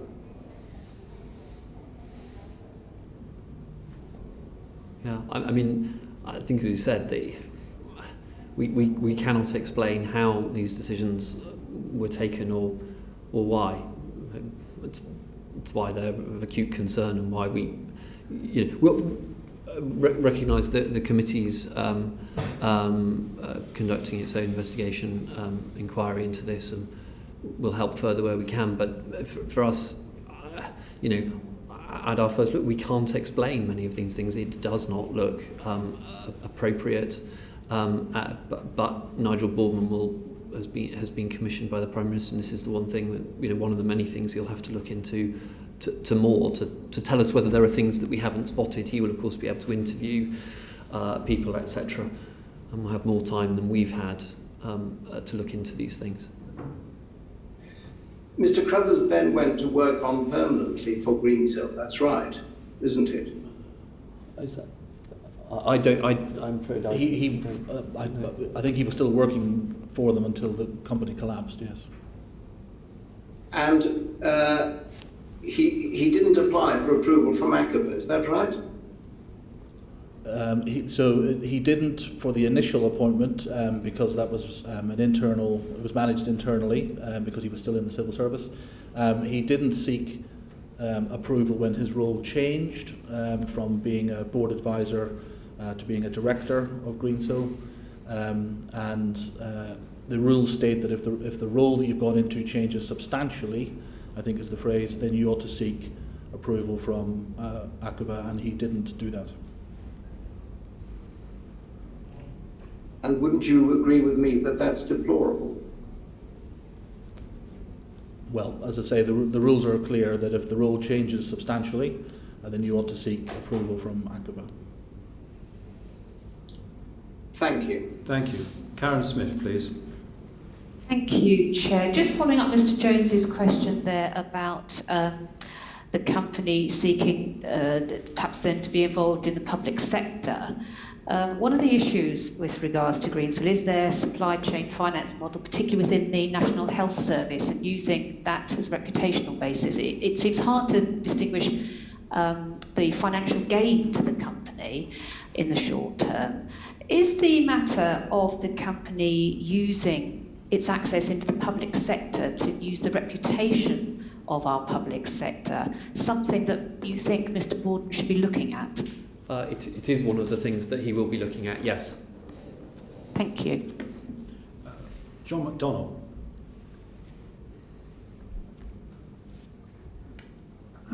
Lord Maud, as Minister of the Cabinet Office, was involved in the encouragement of the recruitment of people like Crothers.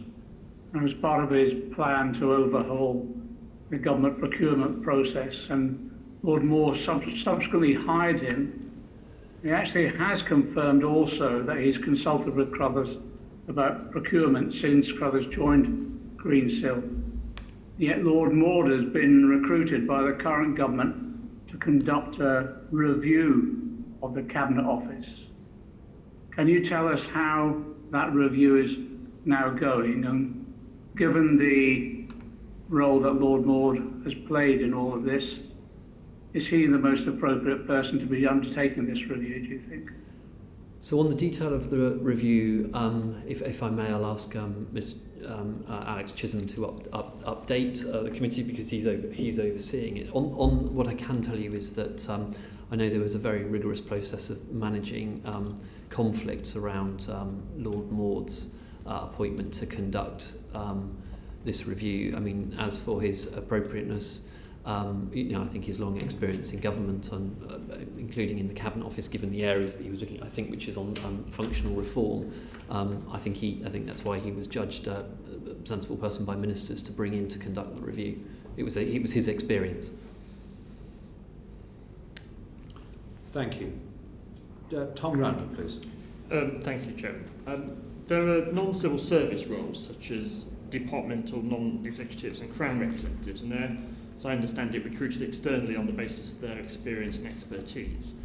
Can you tell me how any sort of potential conflicts of interest are managed that might arise from that arrangement? Do you want to pick this one up? So there are two different things. So for non-executives, when they're recruited, they declare their conflicts of interest to the Permanent Secretary, and then they are published as part of the departmental board returns if they sit on departmental boards. Crown representatives declare their conflicts every 6 months, and on an ongoing basis if something comes up. And in light of everything we've heard so far, do you think those processes are robust? Yeah, I think they are. Right. So we've talked about Lex Greensill and Bill Crothers, but there are others such as Lord Hogan Howe, Cabinet Office non-executive, and David Breerwood, a Crown representative, who also worked for Greensill or Greensill's subsidiaries. Were these not deemed conflicts of interest, and if not, why not? I don't know the answer to either of those, but Nigel Boardman is going to be looking into the Greensill aspects of that particularly. I'm afraid I don't know the details. There's a process for, I know in relation to Cabinet Office non-executives, but as I say, all the Greensill aspects will be something that Mr. Boardman will look into. Do you think Mr. Boardman should look at the other aspects for these kind of appointments as well? Yeah, I mean, I mean, one of the things that we've asked Mr. Boardman to do is not just telling us, precisely what happened in relation to the specific Greensill aspects, but draw out the broader lessons for us to make sure that our current processes, have been improved. So, for example, on the Crown representatives, though I think it was a review in 2015, which improved the process around management of conflict. So, but I mean, anything that Mr. Boardman tells us that's relevant and we need to amend, we will. Okay, thank you. Thank you, Chairman. Thank you very much. Jackie Doyle-Price, please. Thank you, Chairman. The culture of Whitehall and the civil service has been historically based on political impartiality, on the gentleman amateur, on an ethos of public service. And what we've witnessed in the last 2 decades is an increase in politicisation by the introduction of ever more spads, who historically were meant to be eyes and ears of ministers, but seem to have morphed into somewhat more than that. And at the same time, in the last 10 years, a desire by ministers to bring in some elements of commercial discipline into our civil service, which is really around the examples we're discussing today. But can I ask you whether you think that those two developments have fundamentally compromised the ethos of our civil service as our system is currently arranged around? I think it's a very important question. I think one of the things that I think all members of the committee would agree from the work that you do it's vital that we bring in expertise and skills from outside into government to improve the effectiveness of government, and equally we create opportunities for civil servants to go outside to develop and bring back their skills. But how that's done obviously is vital, and it needs to be done in a way that retains public confidence. So and maintains the integrity as we've been discussing. So I think the principle of more commercial awareness and expertise is a good thing. That helps deliver value for the taxpayer, brings in skills that the civil service doesn't naturally have. As I say, I think the challenge is, and the revelations around Greensill really bring it out sharply, that if we don't do that in the right way,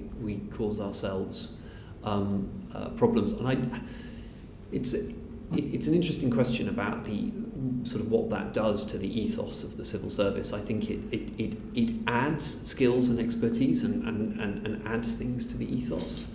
One of the things that I think we need to reflect on is how a number of, as it were, mid-career arrivals to the civil service have raised this with me since the Greensill affair, is actually we need to look at what we're doing to support those people when they come in, to actually understand and adopt the ethos of the civil service that, as you describe it.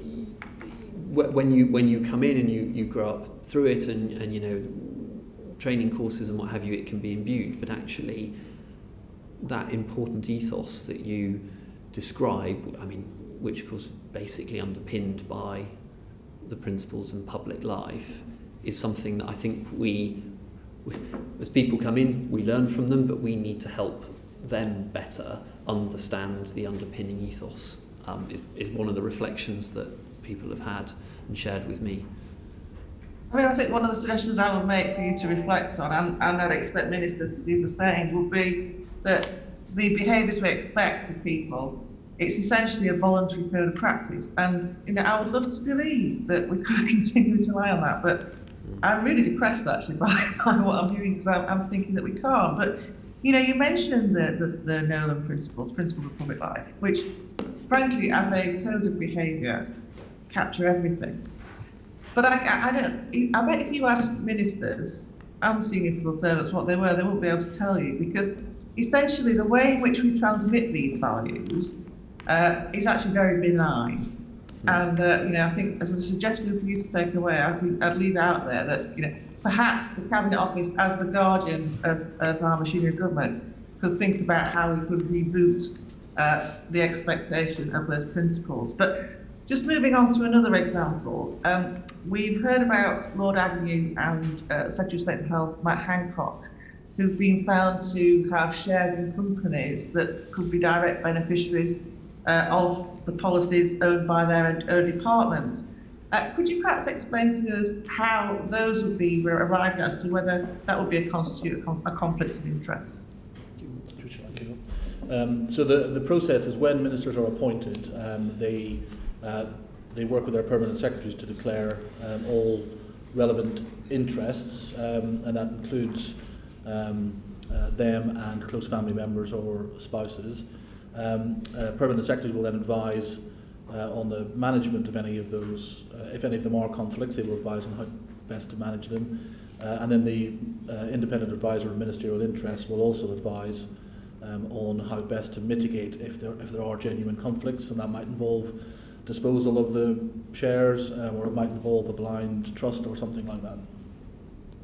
Okay, so in those two cases, in the case of Lord Agnew and the Secretary of State for Health, presumably they've been found not to constitute conflicts of interest. I'm afraid I don't know on the specifics. Do you know the specifics, Mr. Case? I don't. They will have been through the process, but sort of the details, I'm afraid I don't know either. So, okay. Well, it appears actually that in the case of Lord Agnew, there has been some treatment of his shareholdings, but I guess as well it comes back to this thing again about the essentially voluntary principle of these things, about the fact that we are I mean, frankly, I'm somebody who questions everything I do. I know what standards of behaviour I expect of myself, and I expect to see them everywhere else. But I think where somebody then assumes interest after they've taken the job, I think there appears to be a level of scrutiny once somebody takes a position, but they're regulating their own behaviour subsequently. And if somebody was to pick up a business interest, or their family was to pick up a business interest that was relevant to their business, who would they be expected to report that to? Would that be their permanent secretary or to the Privacy and Ethics Department of Cabinet Office? To their permanent secretary first and foremost, and if it needed further advice on top of that, they would come to me and my team or the independent advisor.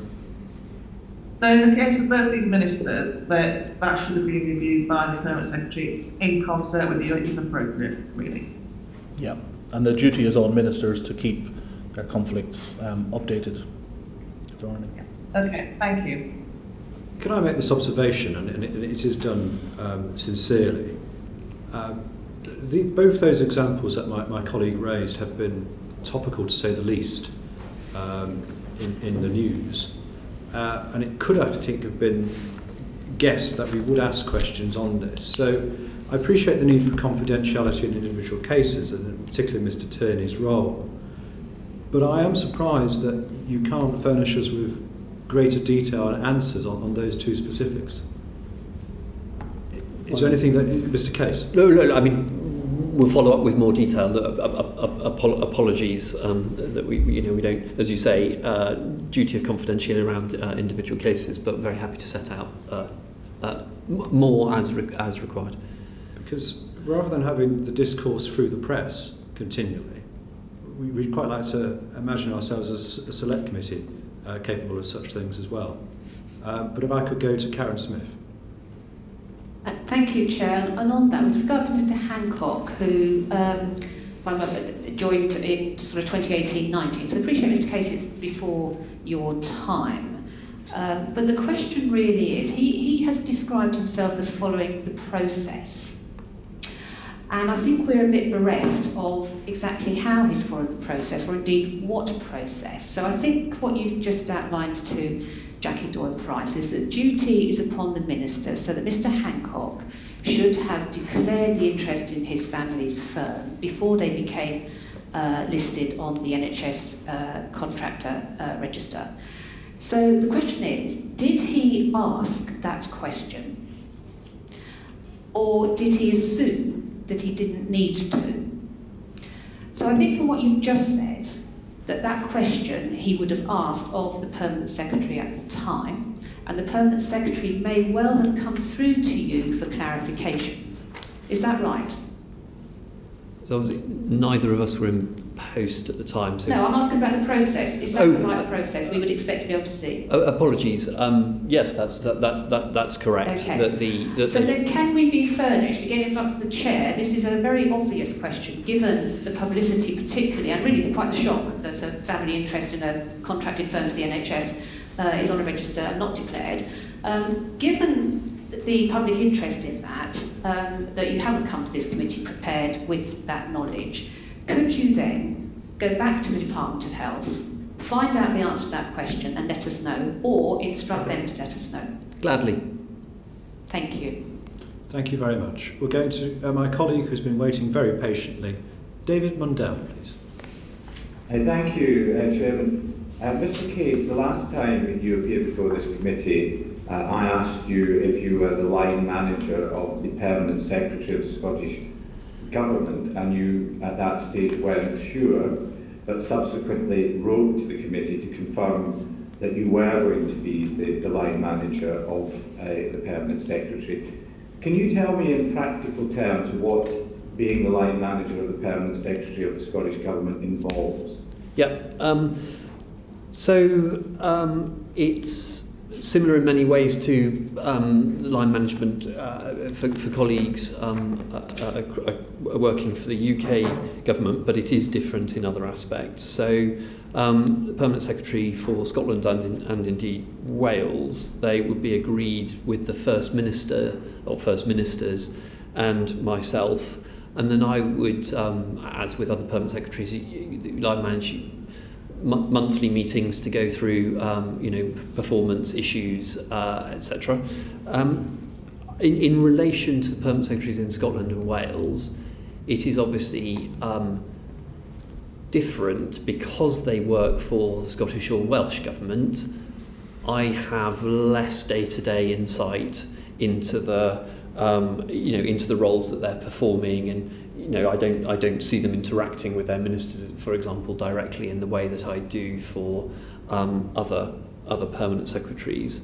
But of course, they are still part of the permanent secretary community, so you see the wider contribution they make to the civil service. Are you familiar with the evidence which was given in the civil proceedings raised against the Scottish Government by the former First Minister Alex Salmond, the criminal case which was pursued by the Crown Office in Scotland against Mr Salmond, the Scottish Parliament's inquiry into the handling of harassment cases by the Scottish Government, and the review subsequently conducted by Laura Dunlop QC? Yes. And on the basis of that information, are you satisfied with the Permanent Secretary's performance? I mean... Well, it's a simple question. Yes. No, there was no complexity. Just out performance with her on a monthly basis. It was simply drawing breath. The Permanent Secretary, of course, has been very clear about the failings and the mistakes made, and has apologised for those on many occasions. But which I have to say is typical of Leslie and the sort of leader that she is, that she's open about the mistakes she's made. That's the sort of behaviour that we expect. On the broader questions, obviously the Scottish Government hasn't set out its response yet, including the steps that Leslie and her civil service colleagues will take in response to the Holyrood inquiry, and the Dunlop report. QC. Well, it's one thing to be open about making mistakes, but it's another thing for somebody to take responsibility for those mistakes. And don't you share the widely held view in Scotland that it's surprising that nobody has taken responsibility for the mistakes that have been catalogued in the various places that I mentioned previously? In relation to a major civil court case which the Scottish Government lost, and in relation to the way in which many women who had made harassment claims felt let down.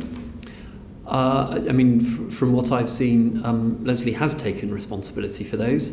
She's been clear about the mistakes that were made. She's apologised, especially to to the women involved. On this sort of question about responsibility, of course, the First Minister retains confidence in Leslie and has made clear, and made that publicly clear, and that's an important guide for me about the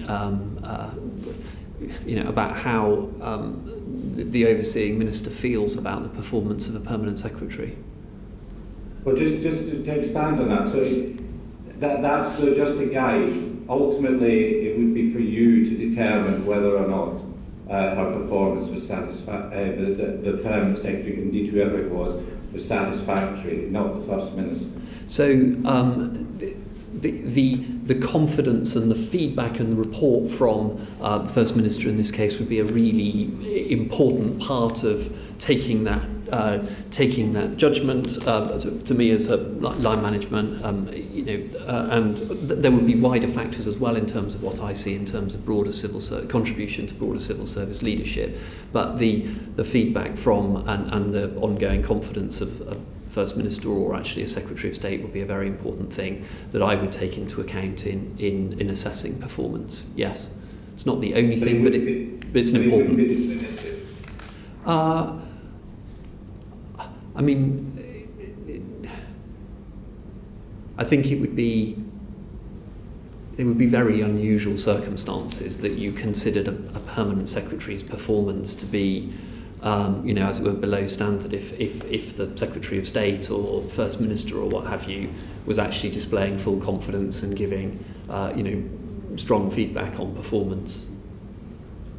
And what do you see your role in terms now of of giving confidence that these issues have been resolved, not least to the civil servants for whom you are responsible, who work within the Scottish Government and who may subsequently have the need to report harassment? Yeah, I think this is obviously a really important question. I've been discussing it, with Leslie. I think the first stage in this is obviously the Scottish Government hasn't been able to set out, and the civil service in Scotland hasn't been able to set out its full response because of the election campaign. But I know they're keen to do so, as soon as the election campaign is over. And I think, I'm clear that there's a strong determination amongst the civil service in Scotland to learn the lessons of the Holyrood inquiry, Dunlop, and to make the changes to give people the confidence that you're talking about. But would you see yourself and senior civil servants within Whitehall having a role in supporting that process?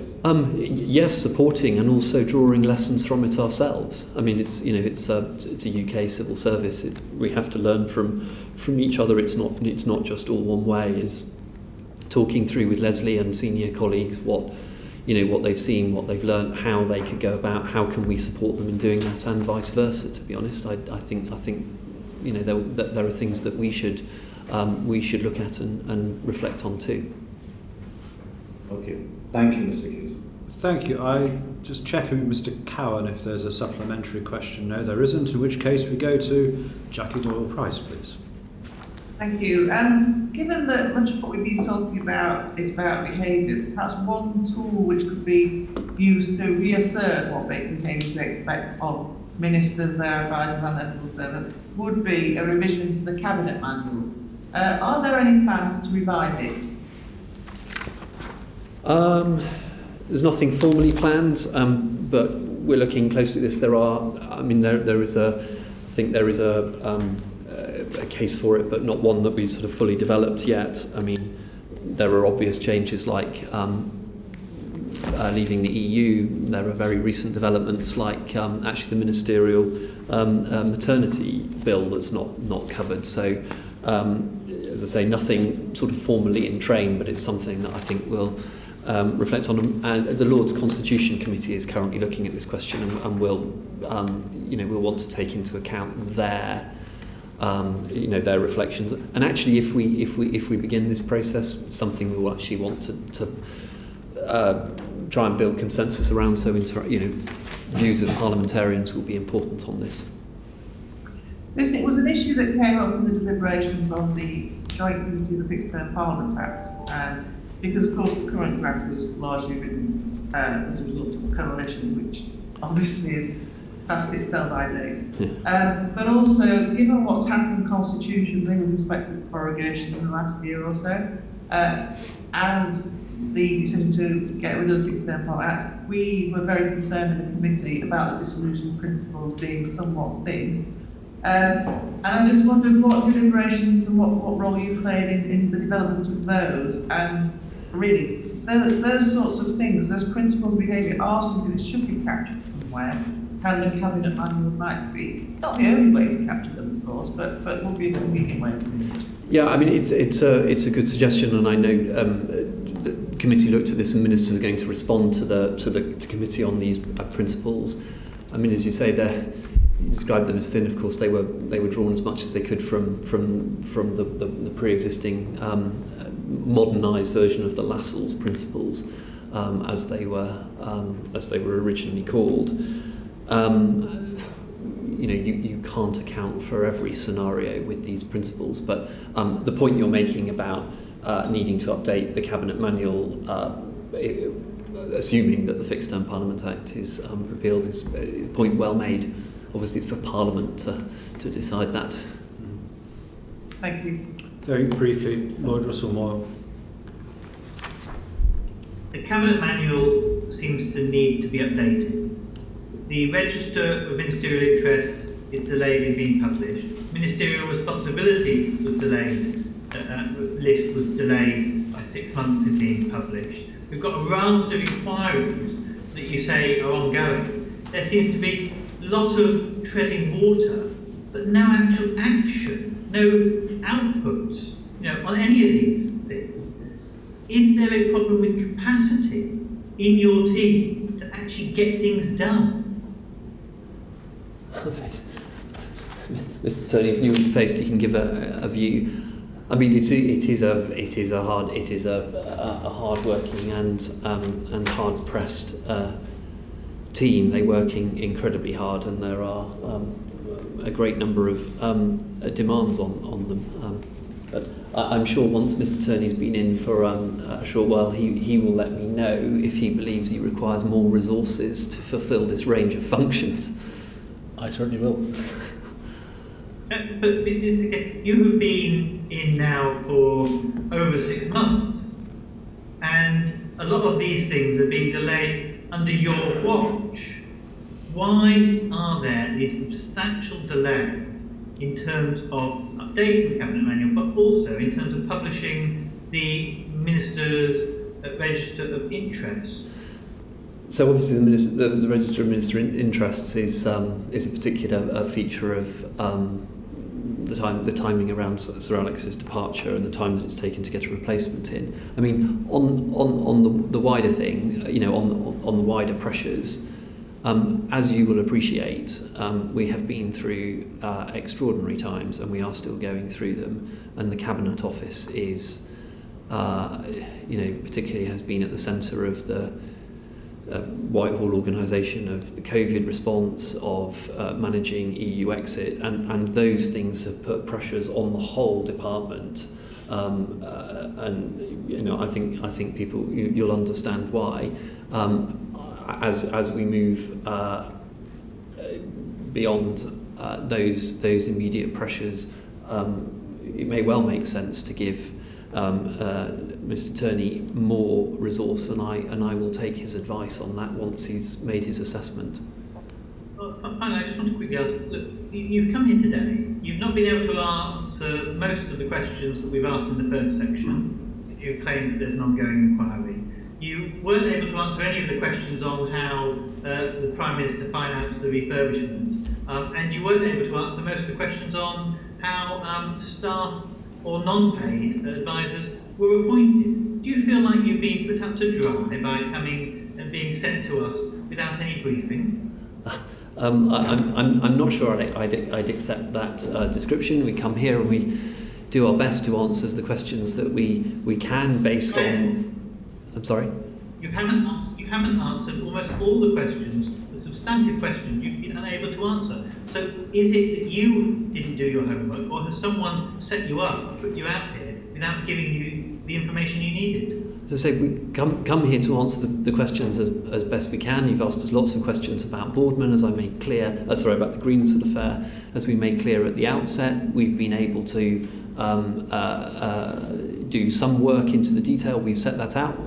We made clear that where the limits of our knowledge are because of Nigel Boardman now being set up to review.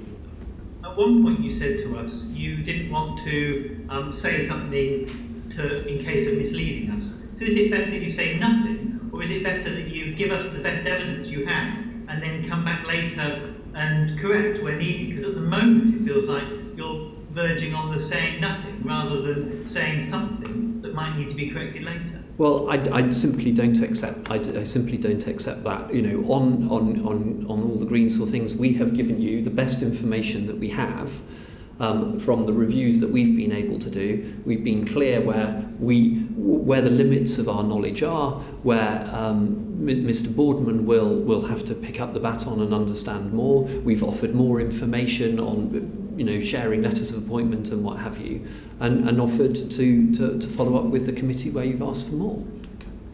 Well, thank you very much, Mr. Russell-Moore. Final set of questions. Thank you for your patience. From Tom Randall. Thank you, Chairman. Slightly different and sort of rather more macabre topic, but an important one. Last year, the Prime Minister became ill and was admitted to hospital. There's questions about what might happen in a situation where the Prime Minister were to die or become seriously incapacitated. When writing about this in the events of April last year, Laura Kuenssberg said the moment of genuine crisis came when the Prime Minister was moved to intensive care. No one knew if the Prime Minister would make it through the night or what the plan was if he did not.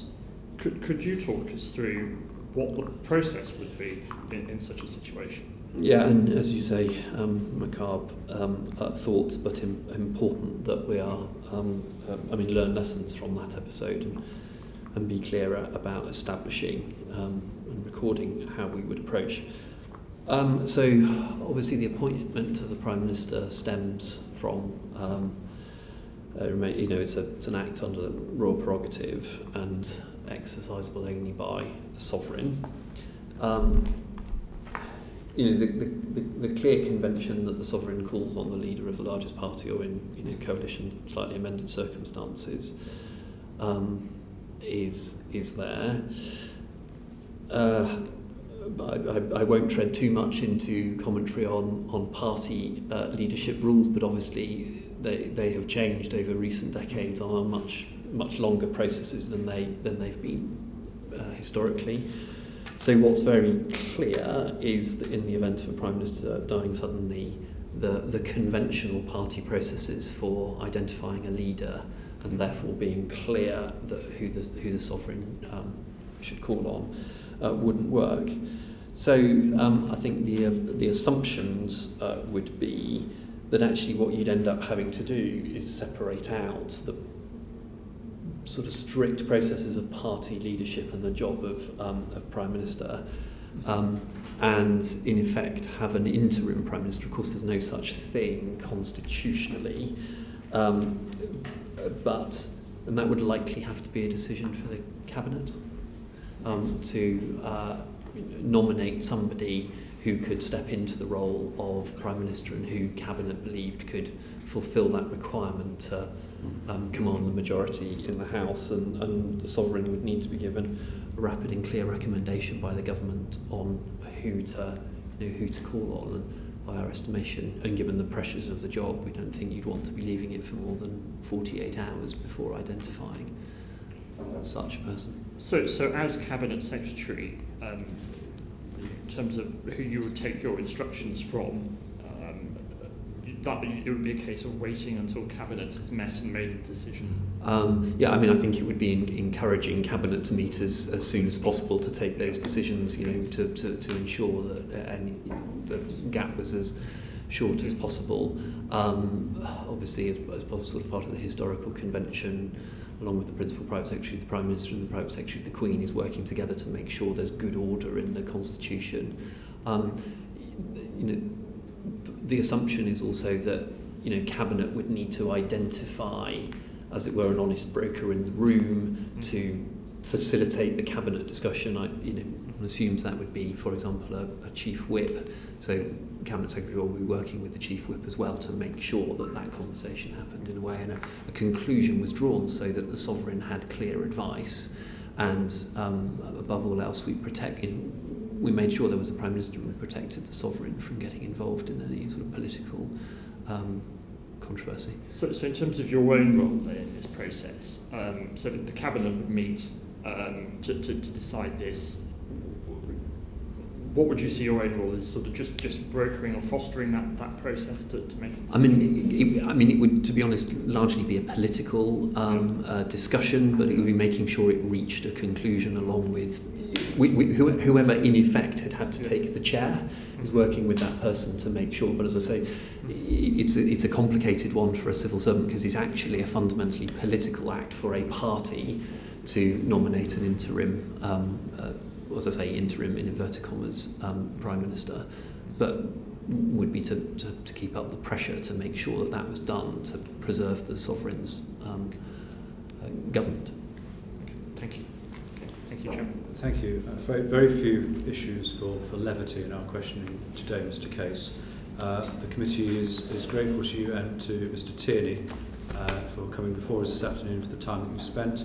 We're looking forward to hearing from you in due course as soon as possible on those various undertakings that you've made to furnish us with additional information in addition to your oral evidence this afternoon.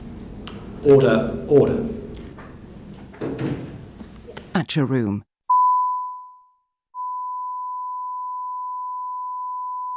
Portcullis House, the Thatcher Room.